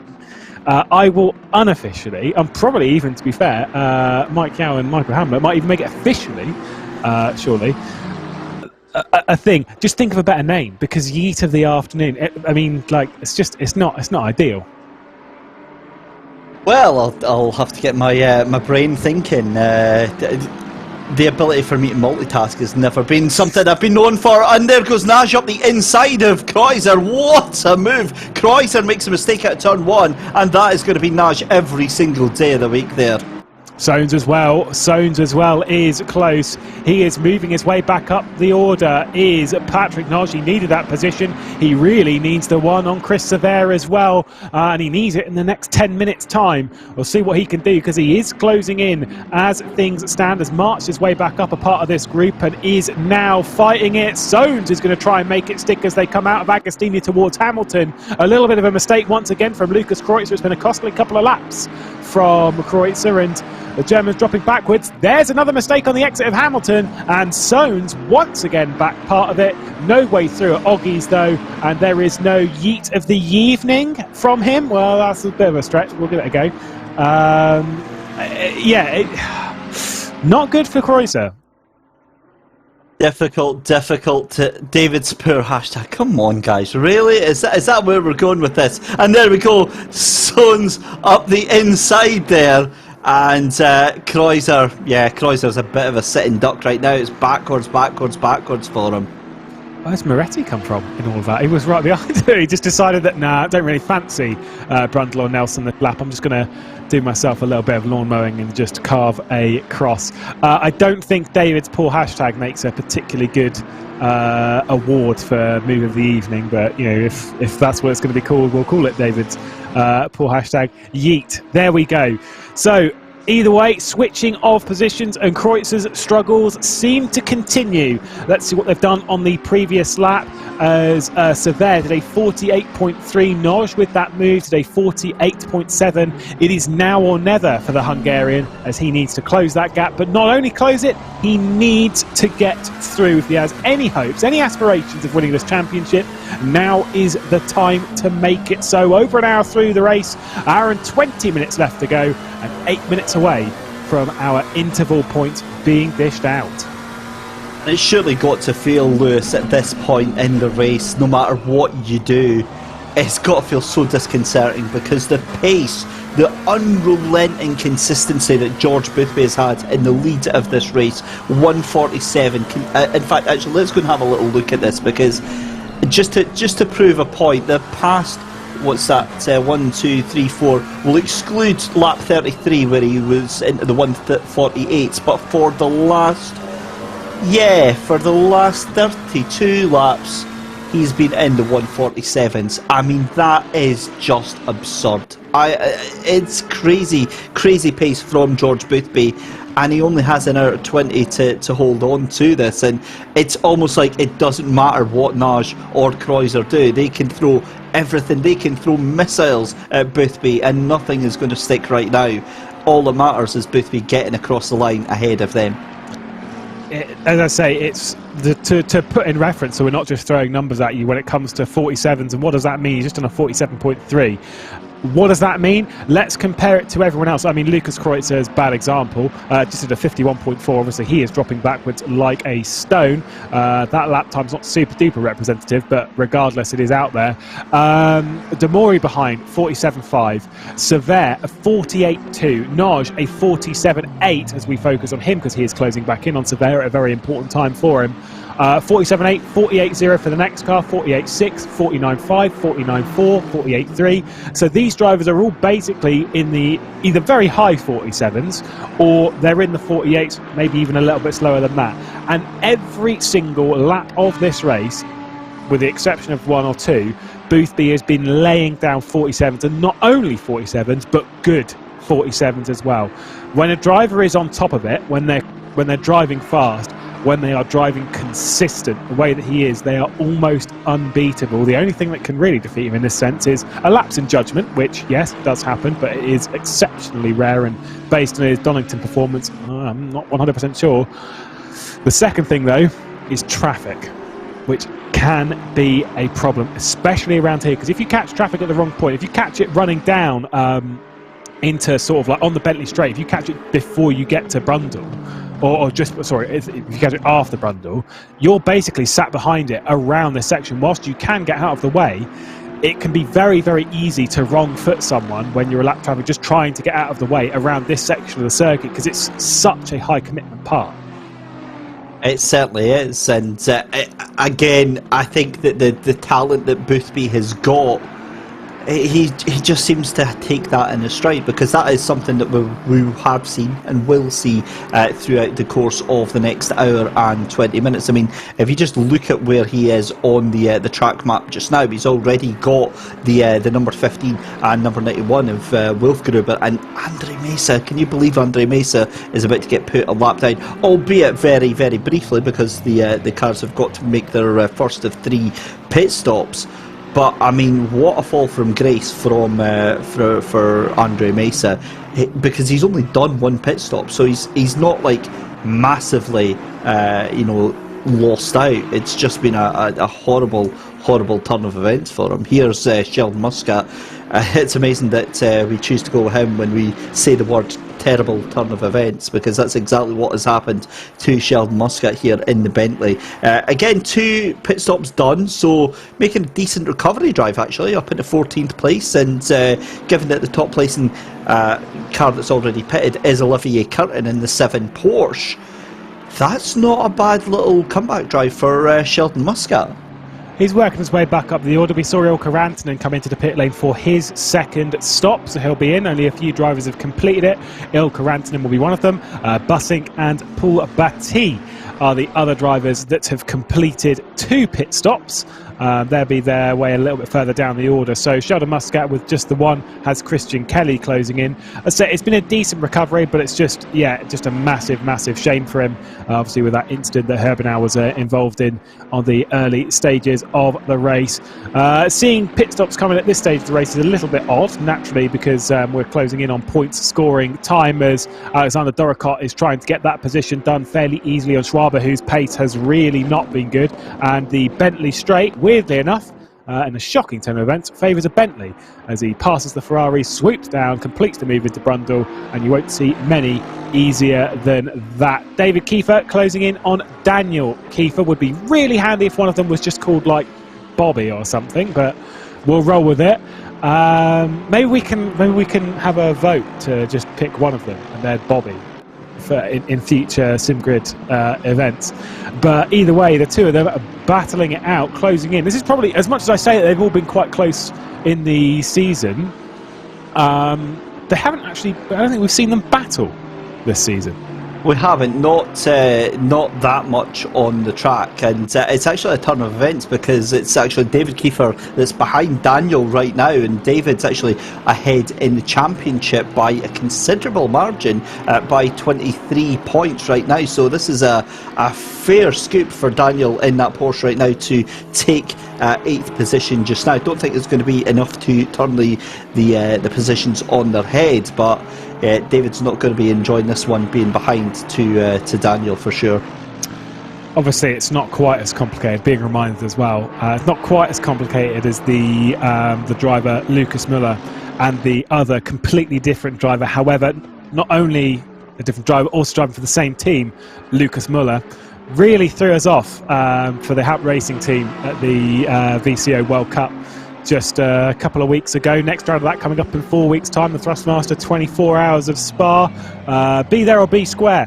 Broadcast will be on, and trust me, it'll be an absolute thriller. 24 hours of lovely racing in the Ardennes. Paul Batty currently on the screen, a safe driver that has completed 2 pit stops. Pole position last time out at Brands Hatch, not converted in that sense this time out. He's behind Elko Bussink, but not for long, as the run into Agostini favours the Aston Martin, and Bussink is dropped down to 21st position.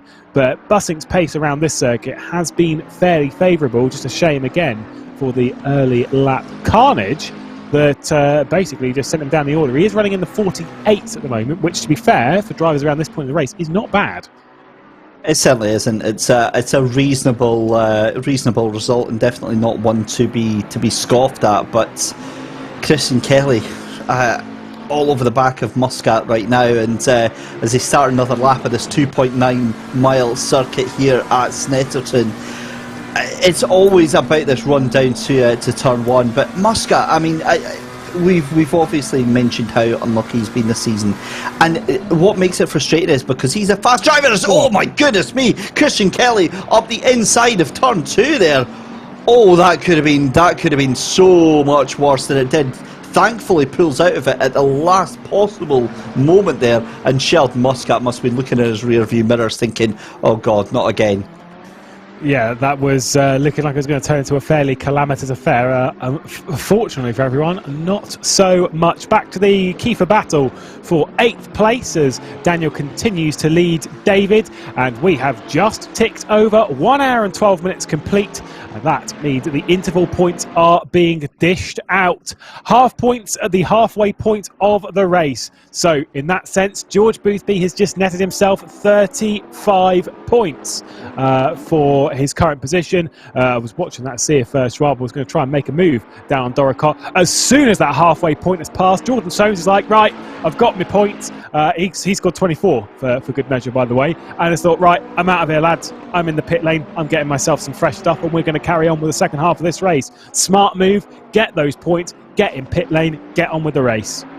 Yeah, for sure. So, I mean, championship-wise then, 35 points for Boothby. It's going to be for Patrick Nage in 4th place. That's going to be 26 points. And then for Lucas Kreuzer, that's going to be 25 points. So, not massive inroads made.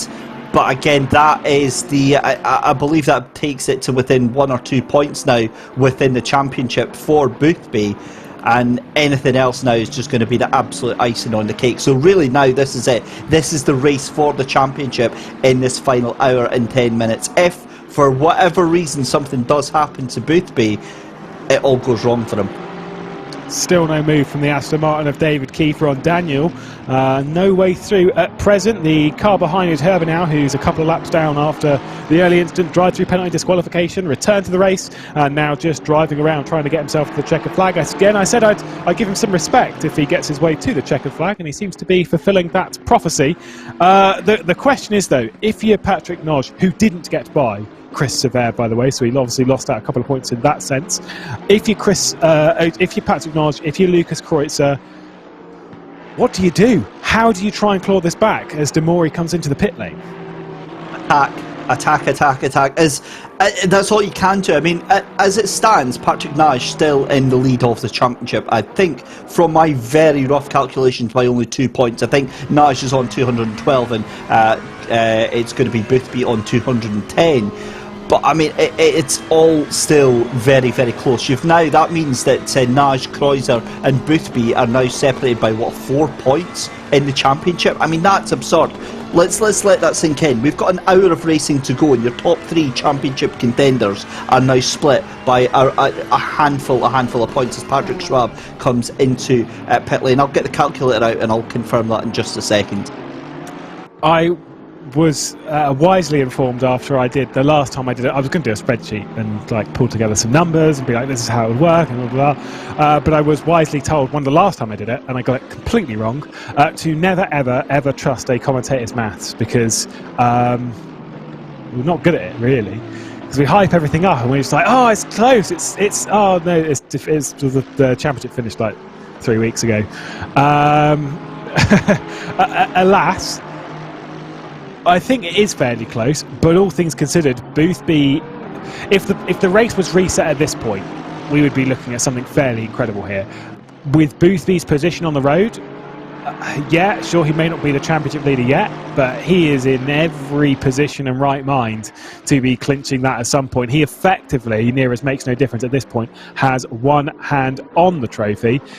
But again, all things change very, very quickly when it comes to sim racing and motorsport, so never rule anything out. Bridport into the pit lane, everyone darting their way into pit lane as things unfold. Chris Sever just came into the pit lane from 2nd position, with Patrick Noj, our current focus, the Hungarian, still out on circuit, and George Boothby doing exactly as he did when he won at Donington Park, which is stay out as far as possible. He'll come in, he'll take tyres, he'll take fuel, and then he'll leave those final 2 pit stops until the last sort of 10 minutes of the race, and then we'll deal with them then, and we'll try and get himself his 3rd victory of the season.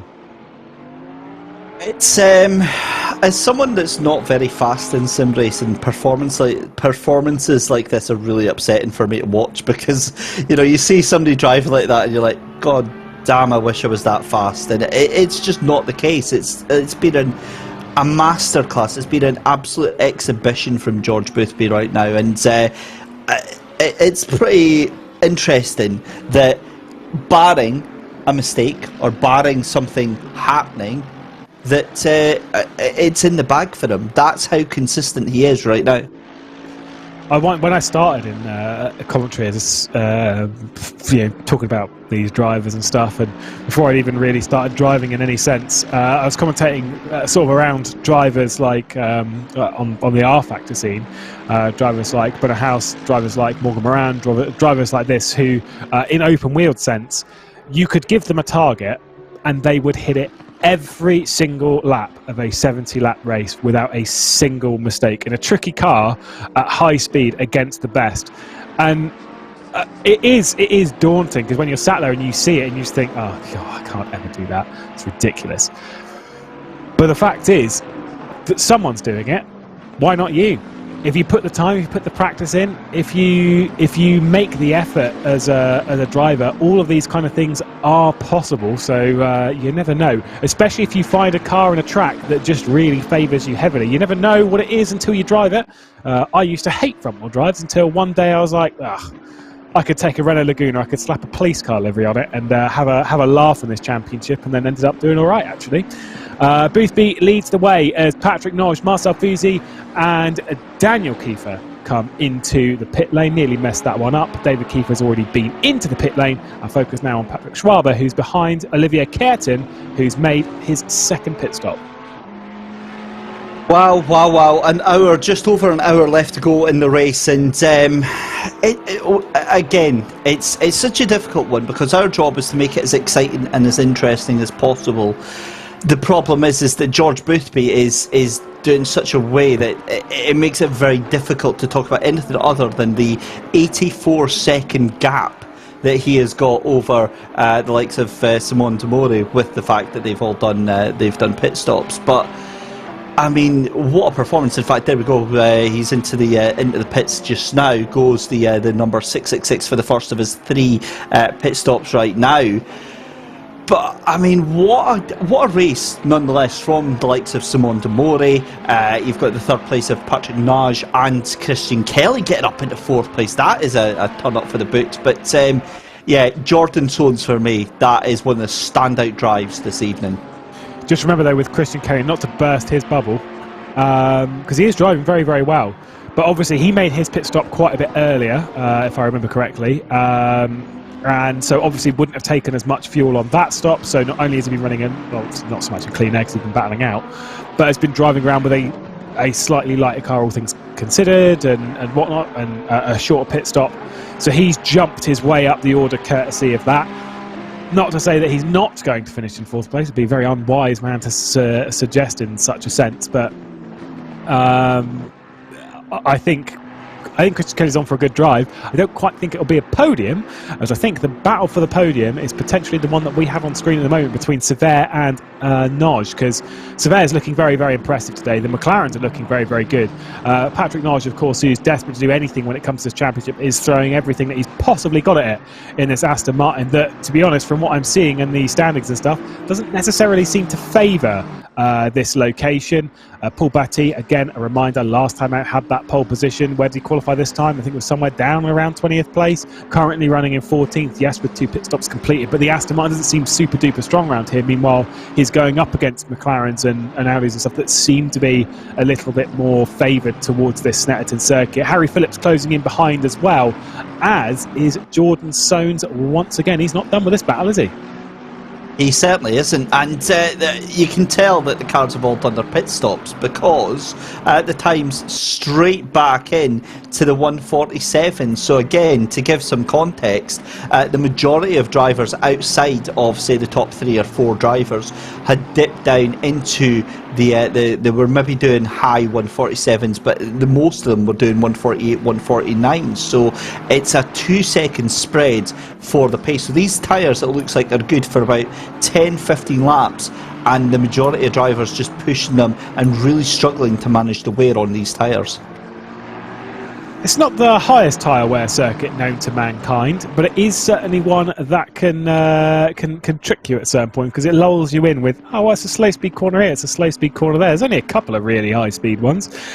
Yeah, no, think twice on that one, buddy. If you're not focused on it, if you're not paying attention, you can really catch yourself out. And that's where I think someone like George Beasley's done really well, in the sense that has driven to his own pace. Saw it at the start of the race, was under a lot of pressure, and we did wonder if he was just driving to his own pace. Obviously was, and that's why he's cleared off, because he's got himself a number and is just driving to it.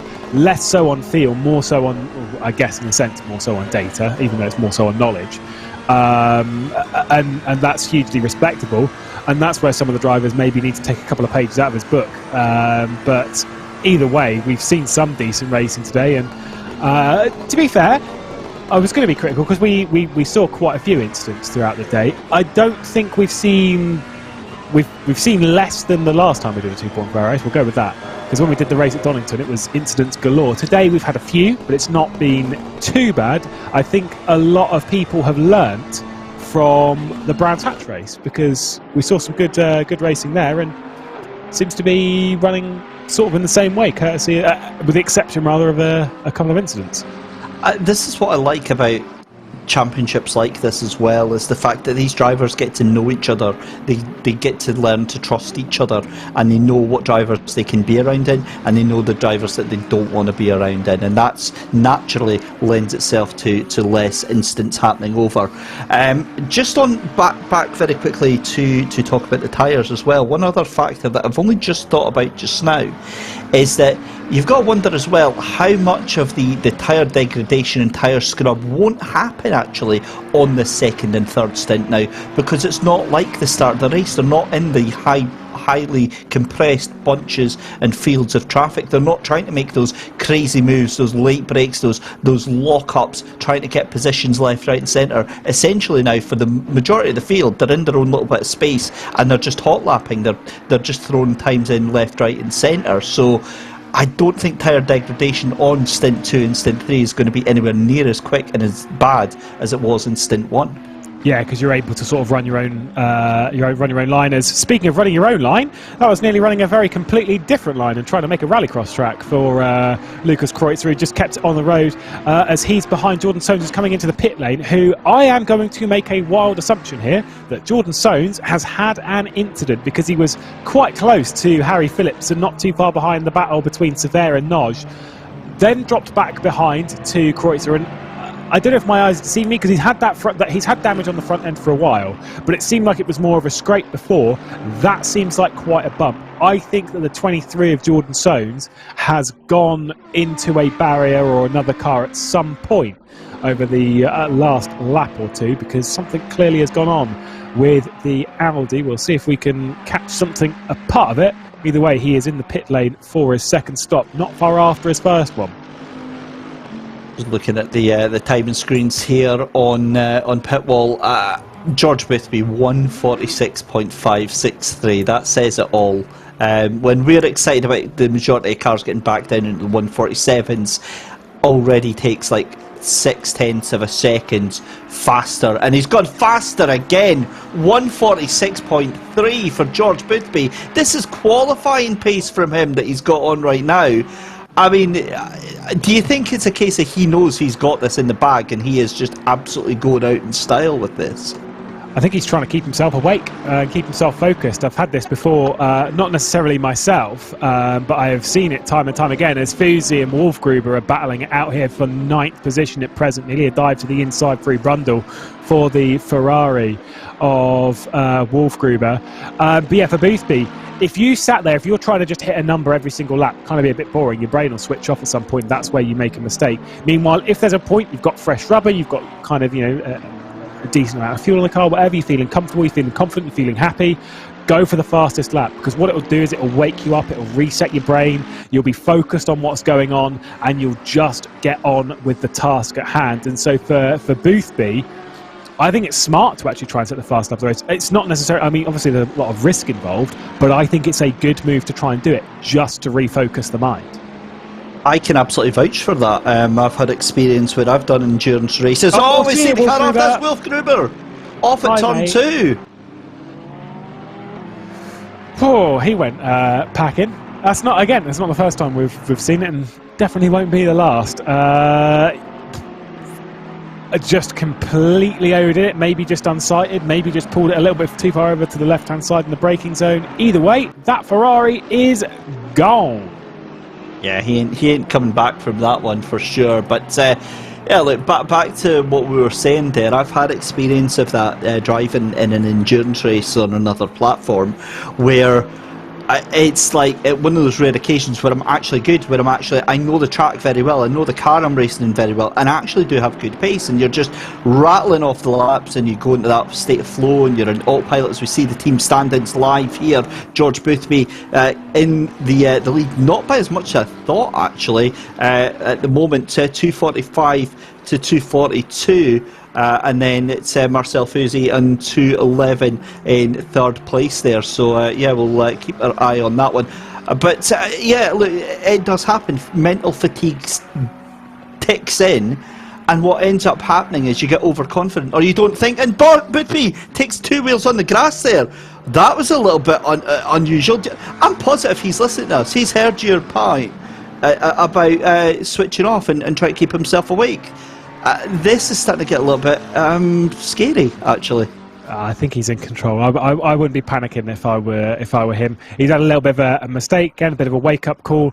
Either he's going to turn it down a little bit and start setting some very consistent 47s, or he's going to keep trying to go for some very, very quick laps. This is why, though, you don't do the standings and mathematics calculations, because you leave someone else to do them, because then if they're wrong, you've got someone to blame. At the moment, though, it seems like George Boothby leading the way in the 666 car, 2.45 over Patrick Nodge's 2.42. As things stand. Still plenty of time to go in this race, and of course still plenty of points to dish out when we get to that checkered flag. 70 points up for offer for the race victory, which Boothby's set for, but it can unfold very, very quickly. 47.1 on the previous lap from Boothby. Now, if we keep an eye on that over the next couple of laps, I am going to almost guarantee that it will be either a high 46 this lap or a low 47. I don't think he's going to try and go for the fastest lap. I think he's had his fun, and now it's about just controlling and getting on with the race at hand. Plenty of time to go.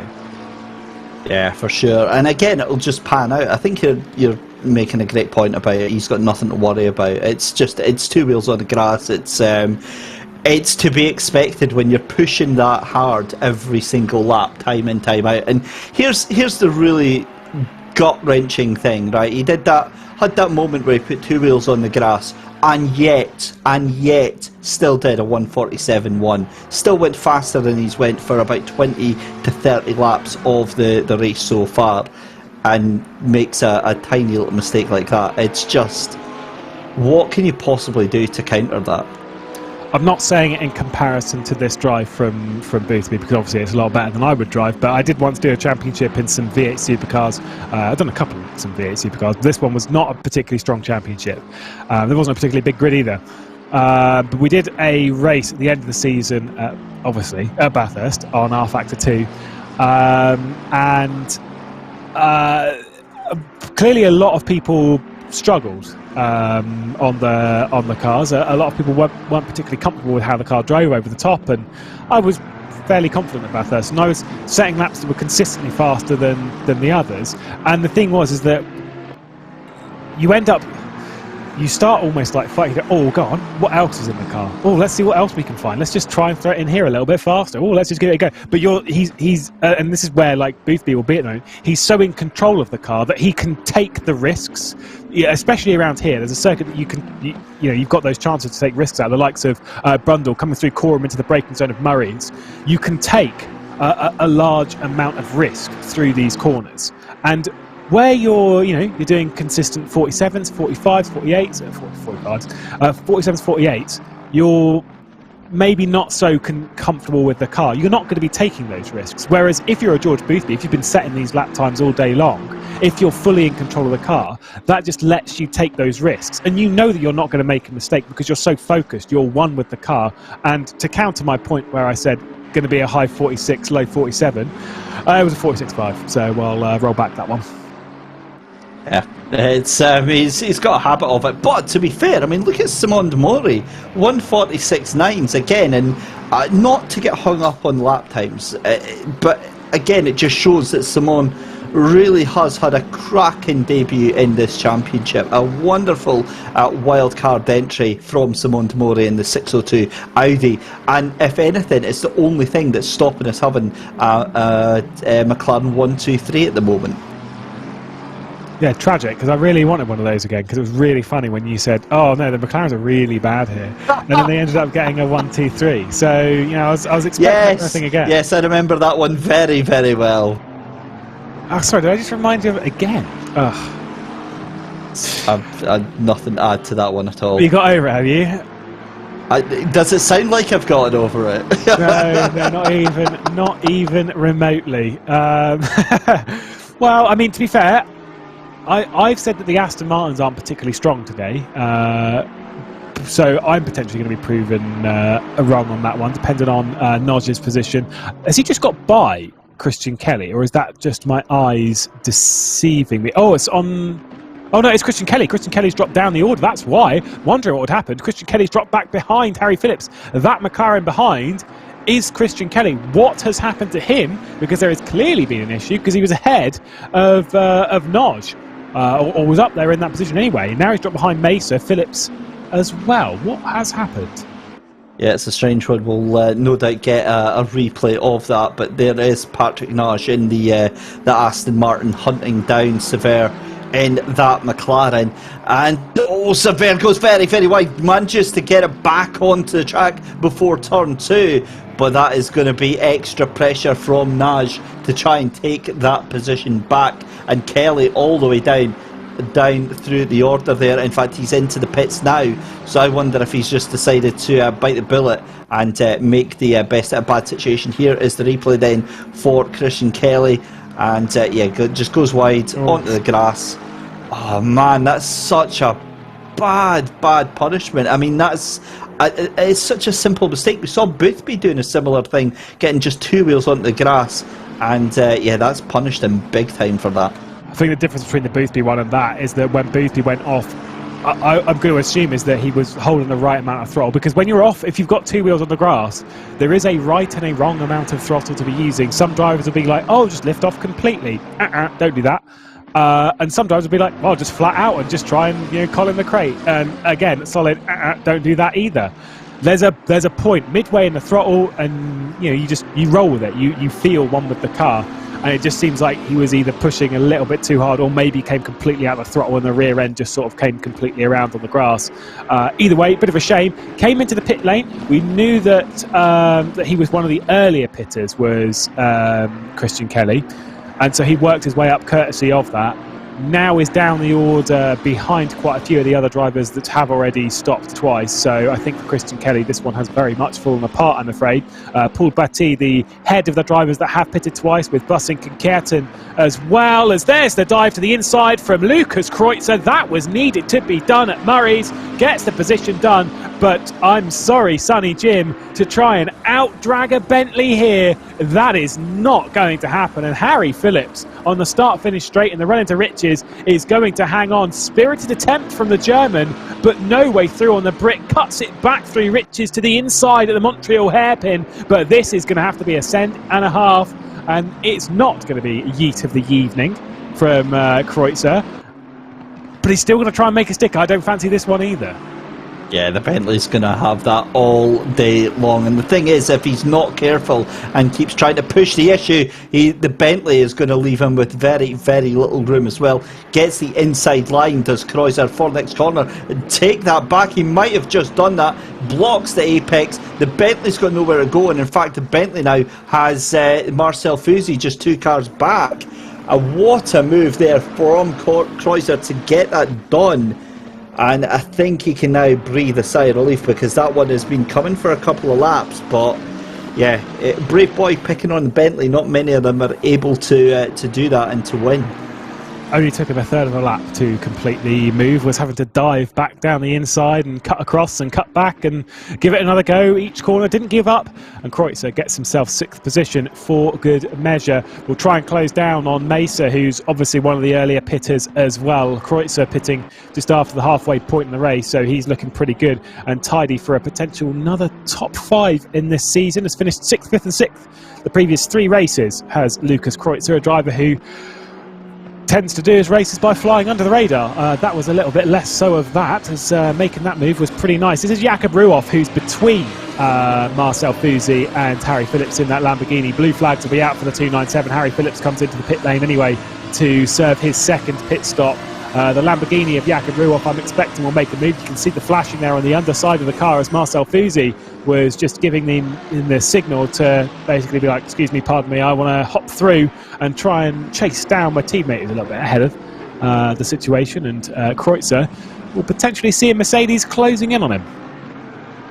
I think it's a certainty, because Kreutzer just doesn't seem to have the pace right now that Fusy does. And again, this could have been so different for Fusy through the race, but what a brilliant strategy that Fusy's done to keep himself in contention, in with the shout on this. And you've never really looked at him as a race winner, but for the podium, 45 minutes to go, I think this would have to be one of the performances of his career, never mind the season, from Marcel Fusy. But again, with just 4 cars in front of him, never say never. Podium could be on his target for it, but realistically it's looking fairly solid right now. The only difference could be Sever losing this place to Naj, but if these two fight it out, come into contact, who knows what's going to happen. I think the difference is that Marcel Fusy's been into the pit lane earlier in the race than those around, so that won't work out too much in his favour. Again, yeah, I agree, never say never, but it's going to be a very tall order for the Hungarian to make anything stick in that sense, and I'm sure he'll give it his best go, but he'll probably be more so aiming for something more akin to a top 10 after a not so ideal qualifying from him. The Slidemax Motorworks driver just trying to do anything that he can at present. We did see the battle that was quite close for third position as Sever and Naj are still fighting over hammer and tongs for the final position on the podium. 3 drivers completed their pit stop sequences all the way through. Paul Batti, Ilko Bussink and Christian Kelly, 19th, 20th and 21st on the road. Paul Batti being the head of that. I'm just going to say that is quite impressive because, I say, he did not qualify particularly well round here. Worked his way up the order, now completed all of his stops. Things are looking pretty good for the 22. They certainly are, and when you consider where we saw Busink and Kelly as well going up through the order, we thought they were definitely going to be having a top 10 finish, but it's just been a brilliant recovery drive for Paul Batti in that Aston Martin, the number 22, and again, you definitely you can't put it against him taking a whole handful of places, especially with the top 10, all to make 2 more pit stops, and then the 10 cars behind them still make at least another 1 pit stop. You've got the likes of Alexander Doriket and Schwab, who still need to make 2 pit stops. It's looking good for Paul Batti. I mean, we know he's fast. We've seen him in numerous other championships that he takes part in. Again, he's just not had the rub of the luck tonight. No, when all these drivers though come in for their final stop, I think he is going to work into a pretty healthy position, maybe a top 10, maybe something even better than that. Bearing in mind he qualified, just had a look, he's qualified in 18th position today and has worked his way forward. We're being told that Andre Mesa has been off the road. You can actually see there, because he was quite close to Patrick Nodge. If you look on the track map on the right-hand side of your screen, the 96 is Andre Mesa. We're currently looking, as we're on board with the 42. Mesa is on the start-finish straight. So what has happened to Andre Mesa? So we've been told it was an incident at Bombhole, which has caught a few drivers out today. A bit tragic there. Yeah, that's unfortunate, especially with such little time to go, 45 minutes. I mean, that's pretty much knocked them out of the potential out of the top 10. We'll see if he can make a recovery drive. Does the brilliant genius thing of just coming straight into the pits though after that. He obviously knows that the limits of the tyres have been reached, or he's just decided, right, I need to take a little bit of a breather. That 30 seconds for the pit stop, it can be an absolute game changer in terms of hitting the reset button on your mind into the zone and getting back on with it. But we jump into a replay here just now. This is Andre Mesa, and again another unforced error. It started way back at the entrance to the bomb hole there. You can see him putting his 2 left-hand tyres onto the grass there, unsettles the car slightly, and then as soon as that car gets raised with the elevation of the curb on the right-hand side, that's it, game over. The car is already over-rotating and there's nothing you can do at that point. Tricky corner is Bombhole. It's obviously there's a dip in the middle of it, and that's not ideal. But then the curb on the inside just really undulates in the worst possible way. And yeah, with that and the compression of the dip when you climb back up the hill, not ideal. Patrick Nodge with Harry Phillips coming out of the pit lane there. Harry Phillips a lap down, almost wrong footing the Hungarian ahead, and hopefully Harry Phillips won't try and get himself a part of this battle. Just been a bit unlucky with where he's come out in the pit lane, because this is the battle for third position that he's sort of jumped in with, and Phillips at the moment 21st and 4th of the drivers that have made all of their pit stops. These drivers ahead have not made either of their final 2, have only made 1 pit stop across the afternoon's running. So if I'm Nodge, I am thinking, please just don't get involved with this. Yeah, the whole thing of just, please stay out my way, and there's a good lad. But whether or not that happens, we'll have to wait and see, because Nash has got a Bentley all over the rear of him right now, and yeah, this is looking a little bit awkward right now, because Nash needs to keep his sort of nose clean and out of trouble right now, but trouble might be on its way for him. I get it from Harry Phillips' point of view. He just wants to get on with his race. He's got a quick car right now. He's being held up by these 2. He is faster than these 2, and that can be argued. But at the same time, you can't ruin the race of someone who's a lap ahead. If you can get through and get by both of them pretty sharpish, pretty cleanly, then power to you, go for it. Alas, that's going to take quite a lot of work. throughout this race. Wolf Gruber into the pit lane, saw him into the pit lane not very long ago to take his second stop, and now comes in to take his third and final one as well. So ticking him off, the Ferrari, just to make things stick. 40 minutes left to go in the race, but not only the race, 40 minutes left to go in the season as well. Boothby leading the way at the moment in the 666, looking like it could be, potentially at the moment, a fairly comfortable drive to the checkered flag. Reminder of how the standings are present. George Boothby leading the way, 245 points, 242 for Patrick Nodge, who we're focused on. And let's see where Nodge can get to before the checkered flag, because he's got a long run ahead of him. He certainly does, and like we've said before, right, the thing is that from both of our opinions, the performance that George Boothby has given tonight, it's a sealed deal. He's got the race win in his hands. Now, whether or not he can convert that into a race win is up to the racing gods. It always is. It's up to the sim racing gods. But the performance that he has put in tonight has just been outstanding. This is one of the best races that we've seen from him through the season. To be 37 seconds ahead with 2 pit stops left to go. I mean, it's getting to the point now he could take a drive-through penalty and still take this championship right now. That's how crazy the pace has been from him. The only person he has to worry about in the championship is Patrick Nodge, who is looks like 54 seconds behind him on the race itself. So again, barring anything crazy or unfortunate or terrible happening, George Boothby has, and you've got to say rightly, taken this championship by the scruff of the neck and is looking so good. Yeah, considering he's missed half the season so far, it's been a very impressive run from him. Alas, things can fall apart very quickly for any Scott McLaughlin fans. You'll know that from 2017. When the Kiwi was on to win the championship, all things considered, and then had a horrible final race and ended up not winning the title that season. From motorbike's point of view, like even fairly recent past 2019, I think it was in World Superbikes, Alvaro Bautista won the first 11 races of a season and still didn't win the championship. My point from all of this is, like I say, if it falls apart very quickly, and it's easy to go from one mistake to another. You know, mistakes tend to come in threes, in a sense, and if you've made one, then you've got a heightened sense for when the next mistake is, and that's when you make your other big one. For Boothby, it doesn't seem like he's in that sense, because he's made a couple of mistakes today. Noted in the first part of the race that they were missing apexes like it was going out of fashion, and then he obviously had that run on the exit of Hamilton where ran out, got a little bit of grass, could have ended badly there. Alas, kept his nose clean for the entirety of it. It just takes a second, a misjudgment, even something on someone else's side of things.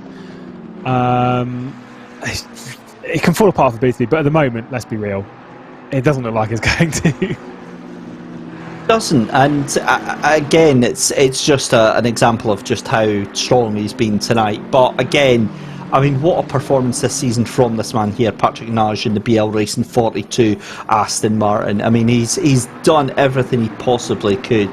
It must make it even more frustrating when you've got a guy that comes in for 3 of the 5 races and just absolutely destroys it. I mean, let's face it, George Boothby, he hasn't just won by like 2 seconds. He's just blown the field apart with the pace that he's got. And what a championship it's been. It's been so much fun to be part of this, and yeah, watching this final stage just now, my heart is in my mouth right now for Patrick Nodge, because as it stands, I mean, with George Boothby winning it, he's got nothing to lose right now. Just get the car sent up the inside at every possible opportunity, and you know, get as best a finish as you possibly can, go out on a high, and yeah, have a bit of fun. Obviously trying to be a driver to get onto the podium for the second time in the season. Again, to remind from earlier in the race, there is only one driver who has been on the podium twice this season. That's George Boothby, with 2 wins back-to-back from Brands and Snetterton. Don't know quite what happened to Doricott there, running through Riches, but either way, Thomas Morant doesn't really care. to be honest, as he's made that move and moved himself up into 10th position. A little shout out to Thomas Morant, by the way, who had the fastest first sector in qualifying. I only noticed that when looking back at the results of qualifying. But yeah, fastest first sector. Obviously the fastest second and fastest third goes to one man and one man only, and that is George Boothby. But clearly showing that there is pace in this Ferrari. Another one of the drivers joining us for the final round of the season. Alexander Herbenau continuing to just tick off the laps in that blue Mercedes behind after his issues today. A tumultuous run at the final round of the season for Herbenau. But yeah, Morant is marching forward. Currently second of the drivers that have completed 2 pit stops. Olivier Curtin, the driver ahead, also in that boat. For sure. And Curtin doing a decent job to get himself up at the top 10 in that Porsche. But the battle with the Kiefers as well, David and Daniel, it's been a cracking little fight that they've had, as going very, very wide, just keeping himself out of the issue whatsoever as Bridport in the McLaren. Their job there, but Naj still trying to hunt down this McLaren of Sever. But Harry Phillips, I mean, he's looking so menacing. You remember the old Scrappy Doo cartoon? That is exactly what Harry Phillips is right now. He is he's going to rough him, he's going to tough him, he's going to knock him out if he gets the chance. But I've got to be honest, I don't think that Bentley's going to be able to do anything other than annoy the mirrors of Patrick Naj right now. And if I'm not, I'm almost tempted. The only question would be if you came in and then where would you come out, and you're just going to drop yourself into another problem. But I'm concerned about that Bentley and see if Harry Phillips might do something a little bit, elbows out, maybe try something a little bit brave to basically not get a position in a sense. But if I'm not, I want to remove myself from that scenario. I want to get out of it. I'm just going to come in, put a litre in the tank, tick off a pit stop, and then try and circulate around to check the flag and get by Chris Sever that way and get onto the podium. Because, that Bentley is pretty ominous at the moment, and if I am the Hungarian, I am concerned. Sever is as comfortable as can be. I know he's got pressure from Naj behind, but he can see that Naj is having issues, and so he's just sat there doing his laps thinking, look, if I don't make a mistake, you can't pass, because the Aston's not particularly sharp in a straight line. So we're all good here. Yeah, and they are all good there. That's the thing. They can choose to do that. But I've got to be honest, I think Naj has got the pace right now just to keep going. He's dropped just into the 148 flats there, so he's had a little bit of a poorer lap. But the Bentley now coming under pressure. I think that Naj he's kind of damned if he does and damned if he doesn't in one way, because he could pit, as you said, and just bring himself out, but there's no guarantee that he's not going to put himself out into the huge battle that's even further down behind him, so for the likes of the 137. Obviously, it's very easy for us to say from this point of view, but I think if he does come into the pit lane, he'll probably come out around the 7 of Olivier Curtin, probably a little bit ahead, which means it would be oodles of clean air. I can't guarantee that, but if he's coming in and only sticking a litre into the tank, kind of seems a sort of position where he would come out. So, for me, if he can see the map, I'd be all over it as the meme machine goes off in the background at Williams and takes a trip over the grass. Was trying to do something about Harry Phillips and only did something about himself. Not the greatest round for Bridport, who's had a couple of good ones this season, as Harry Phillips departs the apex of Nelson and doesn't fancy any part of it. A few drivers ticking off their pit stop, one of them being Sheldon Muscat to come in for his final one, and he is down in 15th at the moment. Interesting to see Thomas Morant as well, Mr. Send It himself, up into P10 in that Ferrari with just one pit stop left to go. So both him and Olivier Curtin, they're looking like dark horses right now. If they can time that properly and squeeze that out as far as they can, yeah, they could be ones to watch. In fact, there we go. We see Morant and Curtin into the top 10 then, as Doricott and Mesa falls even further behind, and Harry Phillips, that goes any chance that he's got of challenging Patrick Naj out of the window just now. 30 minutes, final 30 minutes of the season here at Best of British, and Lewis, I mean, what a season. I'm just trying to think back earlier on through the championship. We started obviously at Oulton Park, that incredible win for Chris Johnzemis, who didn't take part tonight because of technical issues that he had. Donington Park in Silverstone, dominated from start to finish by George Boothby. And then we had Brands Hatch, which could have been something completely different. The man himself, Alexandre Herbigno, who had a horrible race tonight. And apart from George Boothby, we've just not seen any of the other race winners since. Yeah, it's the thing that Boothby's had in this championship when he's done the rounds is just consistency and form factor. Said before, again, drivers being on the podium. We've had 11 different drivers on the podium. It's a large amount to be on the rostrum at some point in the season. And to be fair, we could be seeing 2 more today. Sever's not had one. Demori obviously has not had one. It's his first round of the season. As Olivier Curtin, bye. Away he goes and into the barrier as well for good measure. Just overdid it at Hamilton and away he goes. To be fair, the last time that I commentated on a race around here, which was with you, there was a Porsche. Can't remember who it was, but there was a Porsche who every time we cut to was in a barrier, and so seems to just be following on in that trend. I don't remember that, but I mean, it's a horrible fate to befall them. And again, I guess that's the old commentator's curse, jumping out there after all the praise and straight into the barrier they go. So yeah, not so great for the Porsche, but still half an hour, still chance to salvage some sort of pride, maybe-ish, perhaps, but not if Rantanen can have anything to do with it right now. I tell you what, I think that Porsche's tyres are shot. He's going to be jumping into the pits for sure, is Olivier Curtin, surely, and indeed he does. Yep, that's the wise move to do. I think the tyres are gone on that one. You could see him struggling round the bomb hole, and it's a disaster recovery here for Olivier Curtin. Potentially had a fair amount of damage as well with the barrier hit that he got on the exit of Hamilton. I don't believe the commentators, because I'm still going to say it. It's just how it is. But yeah, either way, mistakes made. It's happened. Grin and bear it. Get on with it. Focus on the next half an hour of the race, as we're focused once again on this battle for third place. Sever still ahead of the Aston Martin of Patrick Nodge. The Aston just not strong enough to pull past the McLaren on a straight. McLaren's no slouch itself, so it kind of makes sense. Sheldon Muscat, though, got to say, because I was giving the up and to Paul Batty, 18th position, obviously raised up the order and already completed all of his stops. Sheldon Muscat, after the incident down at the Montreal Wilson hairpin, the one that we're just coming up to now, turn 2, on lap 1, has marched himself up. He's ahead of everyone else that has made all of the pit stops.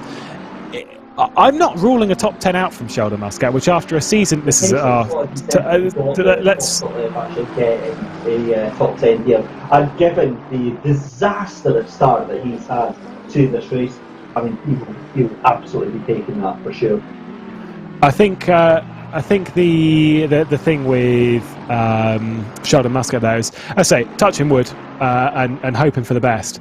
That we're not commentating cursing Sheldon Muscat here, but he, I say, really good drive so far. There is potential for a top 10.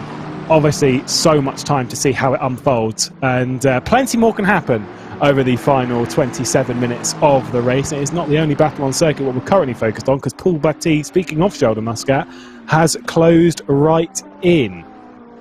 Yeah, for sure. I mean, again, we try and add the air of surprise and mystery and things like that. 25 minutes left to go. We kind of know what it's looking like, but there's still a huge race unfolding further down the field. Simone Demori, for example, holding on top of Sever, but I've got to be honest, I think Patrick Nodge is going to take this place from Sever. I know it's looking difficult for him, but he is just inching closer and closer every lap by lap. He's desperately trying. He is throwing everything that he possibly can at to try and get the final podium of the season. If there's a podium you want to get on this season, regardless of how the championship's gone, it's always the final one. Final or first. A podium in the midway of the season, fair enough. all well and good, but everyone kind of remembers the final podium of the season, the first podium of the season, because the first podium you kick off the season in the best way possible. Final season you give yourself hope for the next one that's coming round, and so for these drivers this could be a fairly important one for them between Sever and Noj. Sever we've not seen up the top end of the championship. We've seen some good drives, mind, but never one that sort of ended up basically giving anything of any major concern. Got a 6th place at Silverstone in the wet, but then outside of that, a 15th, a 17th and a 14th, which is pretty average. Today, though, definitely has the pace in that McLaren. Yeah, he certainly does. Paul Petit here, currently 12th in the championship. It's been a reasonable season for himself. 16 race starts over the sim grid, 1 race win and 4 podium finishes. So again, Paul Petit, not a slouch, knows his way to the top of the podium, but it's just not been his race tonight. And it's just unfortunate because we have seen him doing very, very well, getting 2nd place, for example, last time out at Brands Hatch. But other than that, it's been a season to forget for him, because 12th place in round 2 was his best result at Donington Park. It's just not good enough, and it shows with the fact that he's down there in 12th place.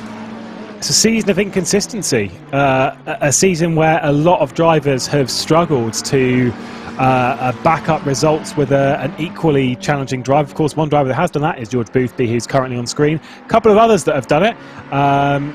Earlier in the season, Marcel Fouzi, back-to-back top 5s, 4th and 5th at the start of the season.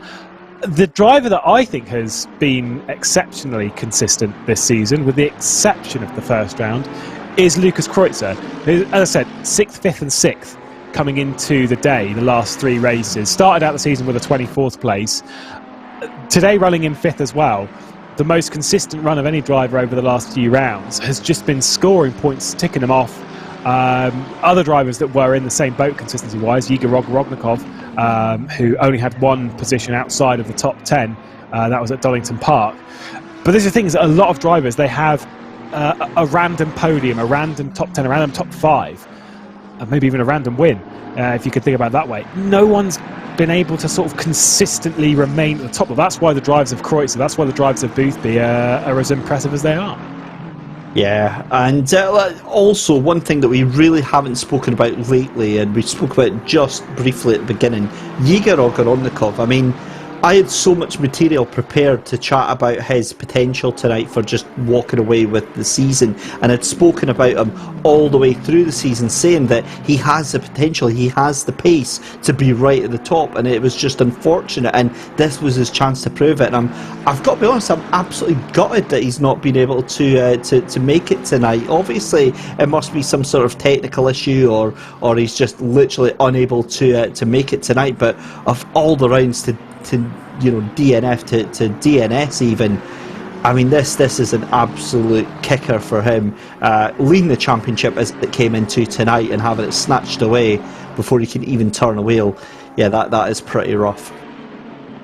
Yeah, follow my logic here. I kind of hope it's like a conflict of schedule, that he's had to run off and do something else, because the last thing that you want in this scenario is, I didn't win the championship because my internet didn't work, or I didn't win the championship because of this. I was leading a championship last year in some sim race thing, and I had to miss the final round of the season. But I kind of knew that I had to miss the final round. I knew from like round 4, it was a 7-round championship, I knew from about round 4 that I couldn't make the final round of the season because I had to go and do something else. And it was a bit bitter, but I was leading the championship going into the final round of the season by just 6 points, so I probably would have lost it anyway. But it's pretty heartbreaking, but at the same time, because like, look, do you know what? It's fine. I had to leave. I had to go and do something else. Meanwhile, if I was in that position and my computer wouldn't turn on or my internet wasn't working or something, that is pain. That is actual pain. It certainly is, and the reason for that, obviously, is because you've done everything you possibly can. You can't change the fact that you can't make it to that final round. You've always known that, but you've done everything else but that.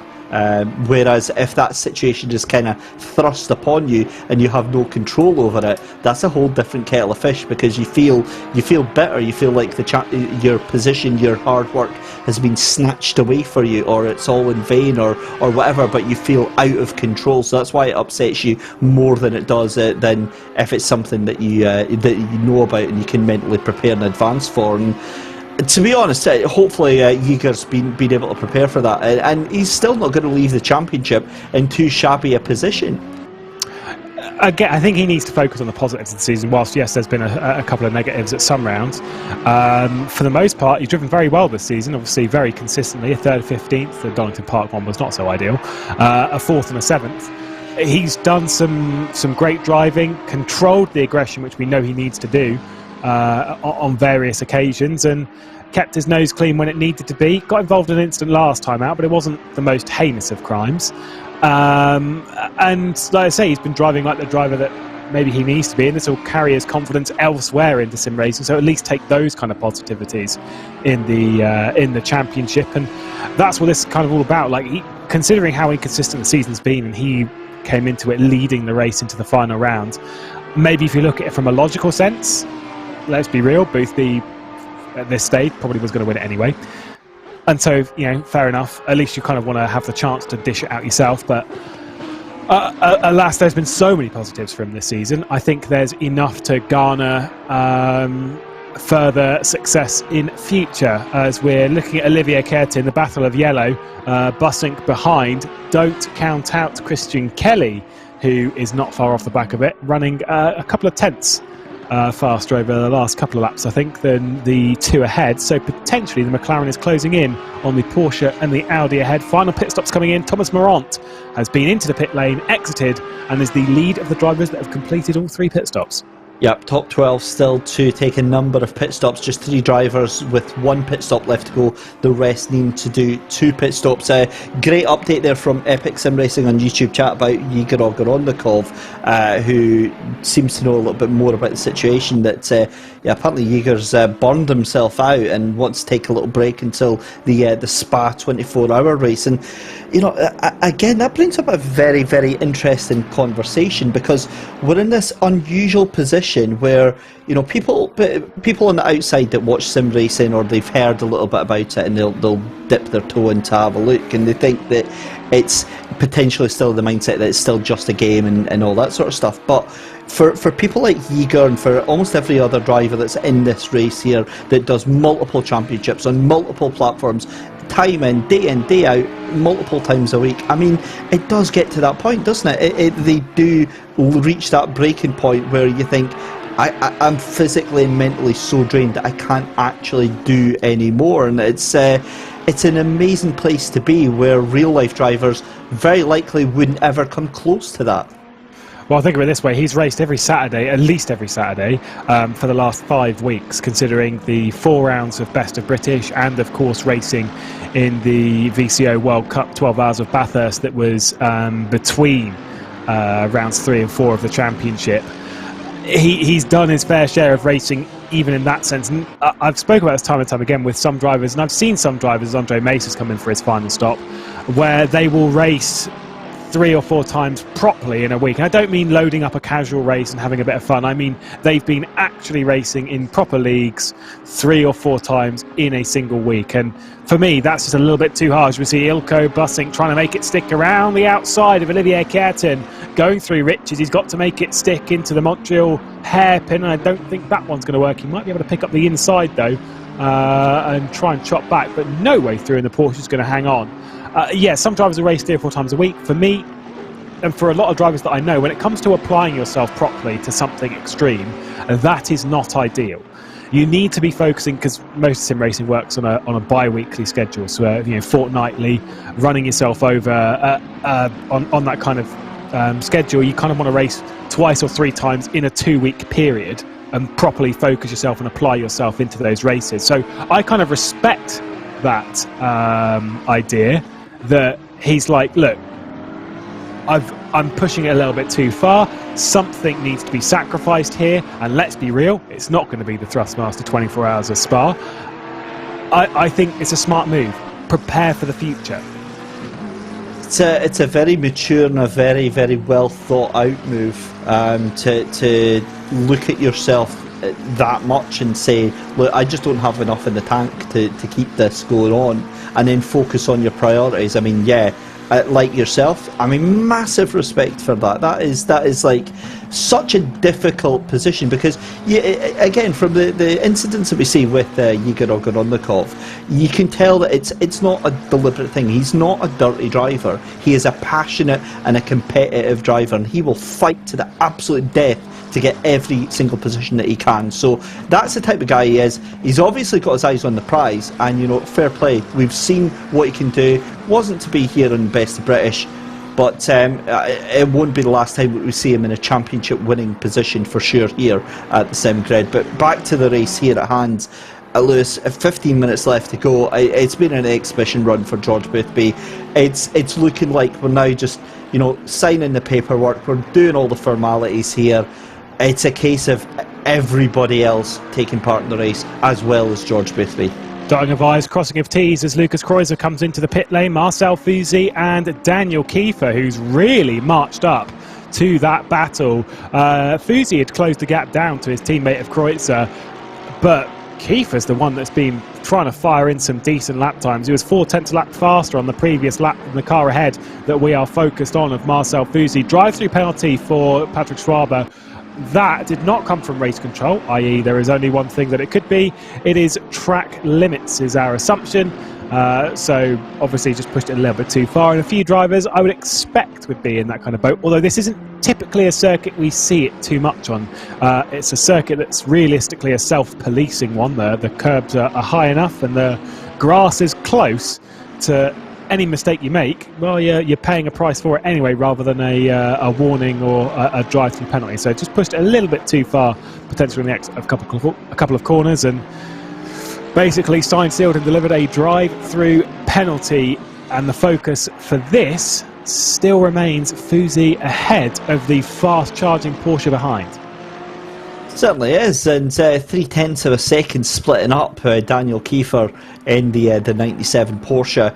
I'm really starting to worry if I'm Fusi right now, because the Mercedes, I don't think has the pace to do that, especially when you go very deep into the corner like that, and almost hands the place on a plate to Daniel Kiefer. It now makes the job very, very much easier for Kiefer, and it's going to be a case of the run down to turn 1 and turn 2 now. How many times have we seen that mistake today? Just carrying a little bit too much speed through Brundle, and maybe the ABS kicking in and just throwing you down the escape, or to the exit of the corner. Anyway, Marcel Fusi into the pit lane then to serve his penultimate pit stop of the day. Chris Sever has been into the pit lane to serve his penultimate pit stop of the day. He's come out in 4th place. Towards the front as we're riding on board with Christian Kelly, a driver that's completed all 3 of his stops, with Olivier Keirton, who had an incident at Hamilton not too long ago. The driver directly ahead. Not the best day for Olivier Keirton. Seemed to have some decent pace. Obviously had that incident at Oggies with Niels van der Kelt, and then the incident at Hamilton by himself. Christian Kelly's not had the greatest day either. Has had some decent pace, but then a couple of issues and a couple of incidents, and well, he's back here in 17th trying to get by the Porsche. For sure.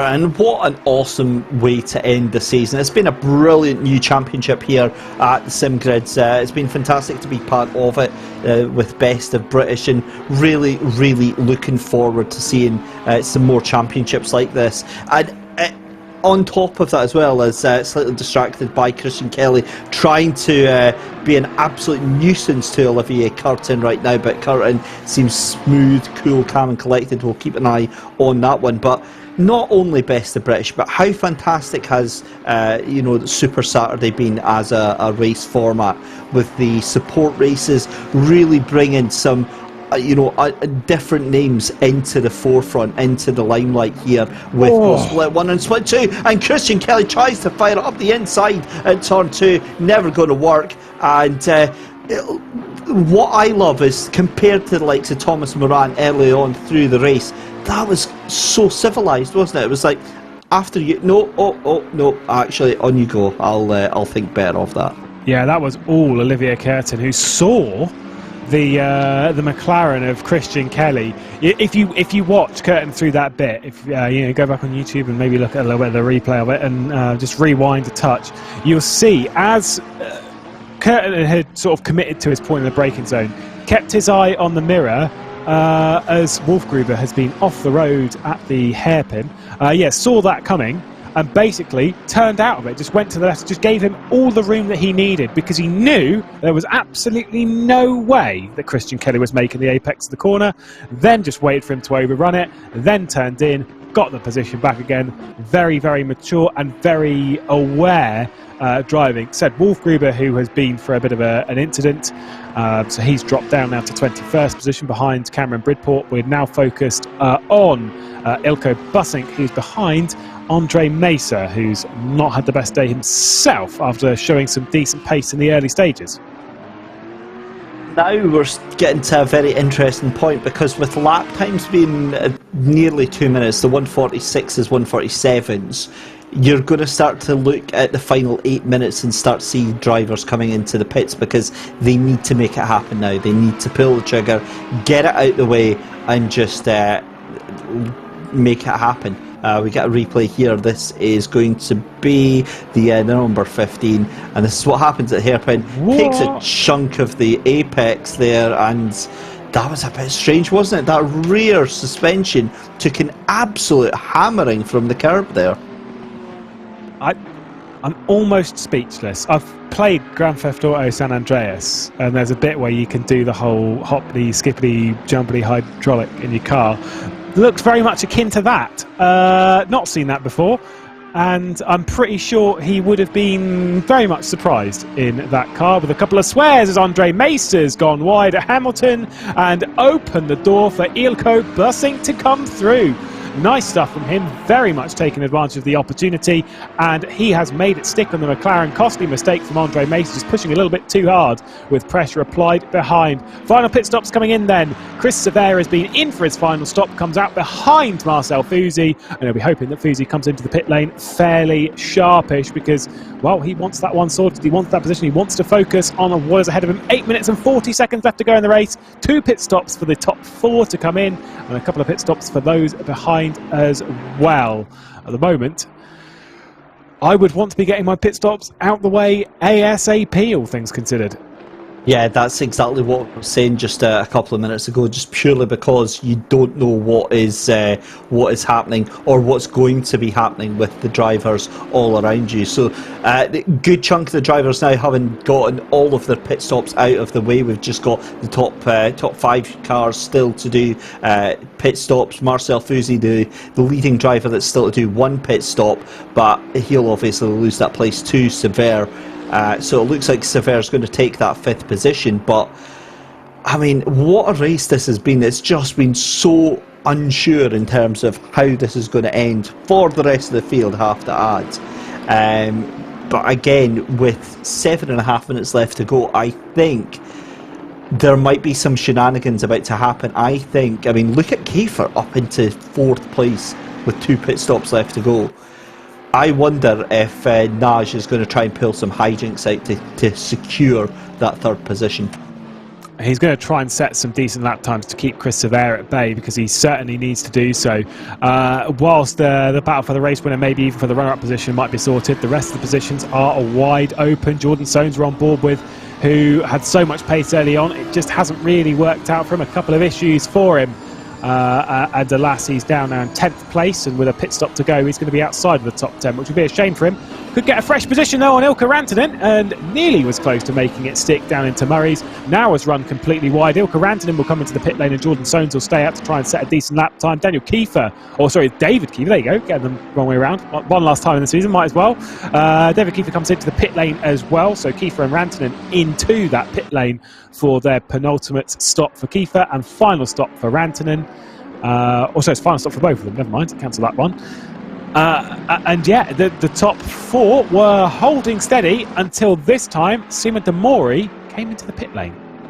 Now, one thing we mentioned after the first pit stop was tyre degradation. Was it going to be an issue? And George Boothby actually settling that argument, actually, because he's still doing very low 147s, where we saw him creeping up at the end of his tyre life to the 148. So again, this second stint for these cars has not been as aggressive, it's not been as damaging, it's not been as abrasive to the tyres as we saw on that first start. So a lot of life left in these tyres, you've got to say, but 5 minutes left to go. Especially for the likes of Daniel Kiefer, it's time now. You need to come in right now. Yeah, it's time to set your best in lap and fire it as fast as possible.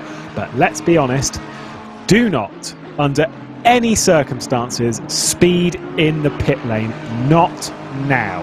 It has been a long race for these drivers. We've nearly completed 2 hours and 20 minutes of running here at Snetterton. Still 5 minutes left to go on the clock.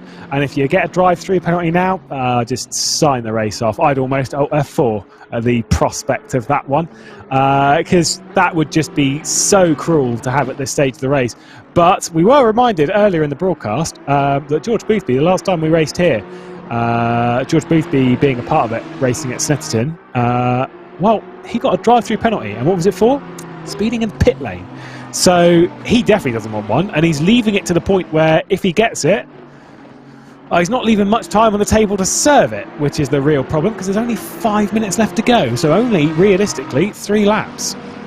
And there's a handful of drivers still have to complete 2 pit stops. You've got George Boothby, Patrick Nage and Daniel Kiefer all still to serve both their pit stops. So this is fascinating how this is all going to pan out, given that a lap is nearly 2 minutes and we've got 4 minutes 20 left to go. And just looking at Boothby just now, he's going to be the first one to potentially get into pit lane just now.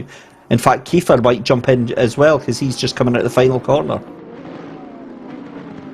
Here we go then. Final stops coming in for the drivers. Demori's done back-to-back stops. Kiefer in.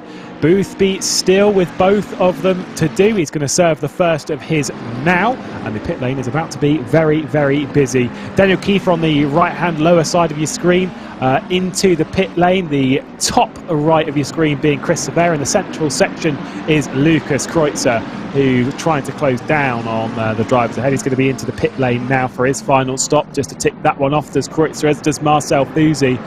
Said that Kreutzer was super consistent with a 6th, 5th and a 6th. He's not going to be getting himself a top 6 today, all things considered, but still a decent points paying result. Sever way wide. He's trying to get by Daniel Kiefer directly ahead of him, because every lap, every corner he has held behind, he's already completed all of his stops.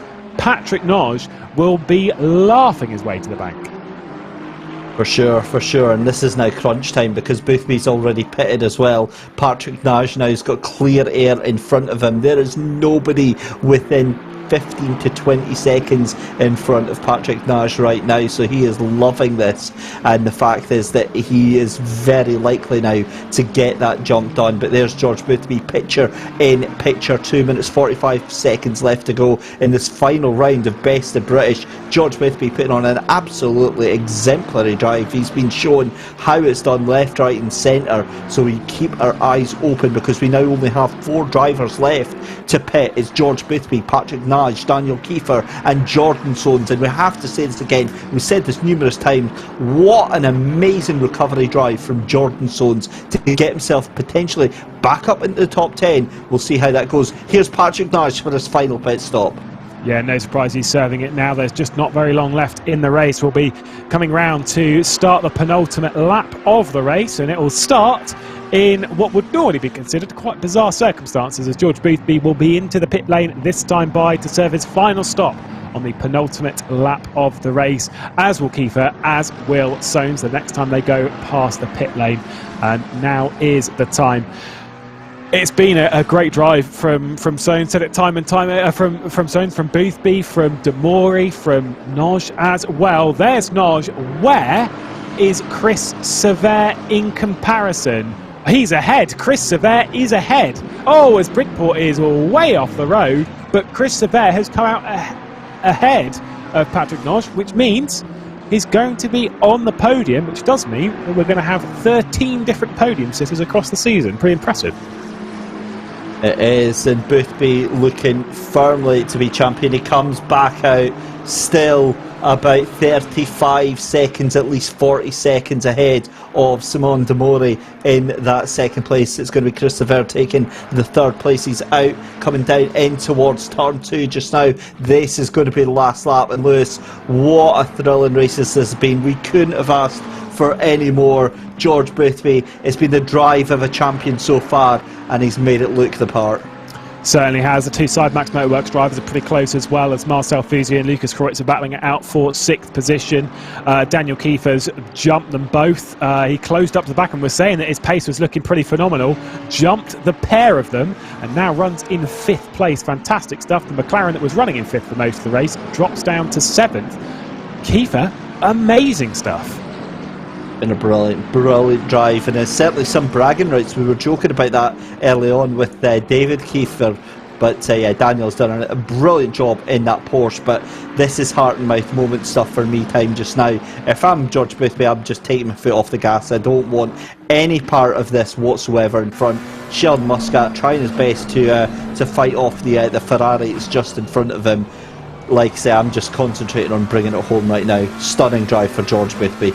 Does mean there'll be a final lap for those drivers that are ahead, as Sheldon Muscat, who was sent packing down at turn 2 on lap 1, recovers himself inside the top 10, and it will be at least a guaranteed 9th place as things stand, because the driver that we are focusing on now, coming through Murray's for the final time, has done 3 races this season and has taken 100% of the race points for it, 280 to his name, and George Boothby is on top here at Snetterton, as he was back at Donington, as he was at Silverstone, and with all of that, he is set to become the inaugural series champion of the Best of British Championship here at the Sim Grid. So, Simon De Mori, who's just coming around the final section of the circuit now, he's currently in 2nd position, looks set for a very good drive to a runner-up position in the 602 Audi. All things considered, he has run under the radar and just out of the spotlight through most of the race, outside of the early sort of 20-30 minutes. A fantastic drive from him, and let's just give a round of applause to Chris Sever to fend off Patrick Nodge in a tense tussle over basically the last 2 hours of the race, i.e. all of it. It has been hard work for him, and Daniel Kiefer, Marcel Fouzi, Lucas Kreutzer look to be rounding out the top 7. Where Morant and Muscat will be when it comes to the checkered flag, I'm not so sure, because Muscat was pretty close to the Ferrari, and we know that Morant has been very, very aggressive as well. I don't think he's going to be close enough to get past. Morant really did a great job in fending off Sheldon Muscat there for that position, but across the line comes Chris Sever. It's going to be 4th place for Patrick Nage. Look, Nage is going to be absolutely furious with himself. That race was lost in the pit stops, it was lost on strategy, and Nage could have had that 3rd place, but still a decent result. I mean, you're never going to be unhappy at getting a 4th place finish here at the Best of British, but it's going to be across the line for Thomas Morant. Oh, so close for Sheldon Muscat, can't get it done.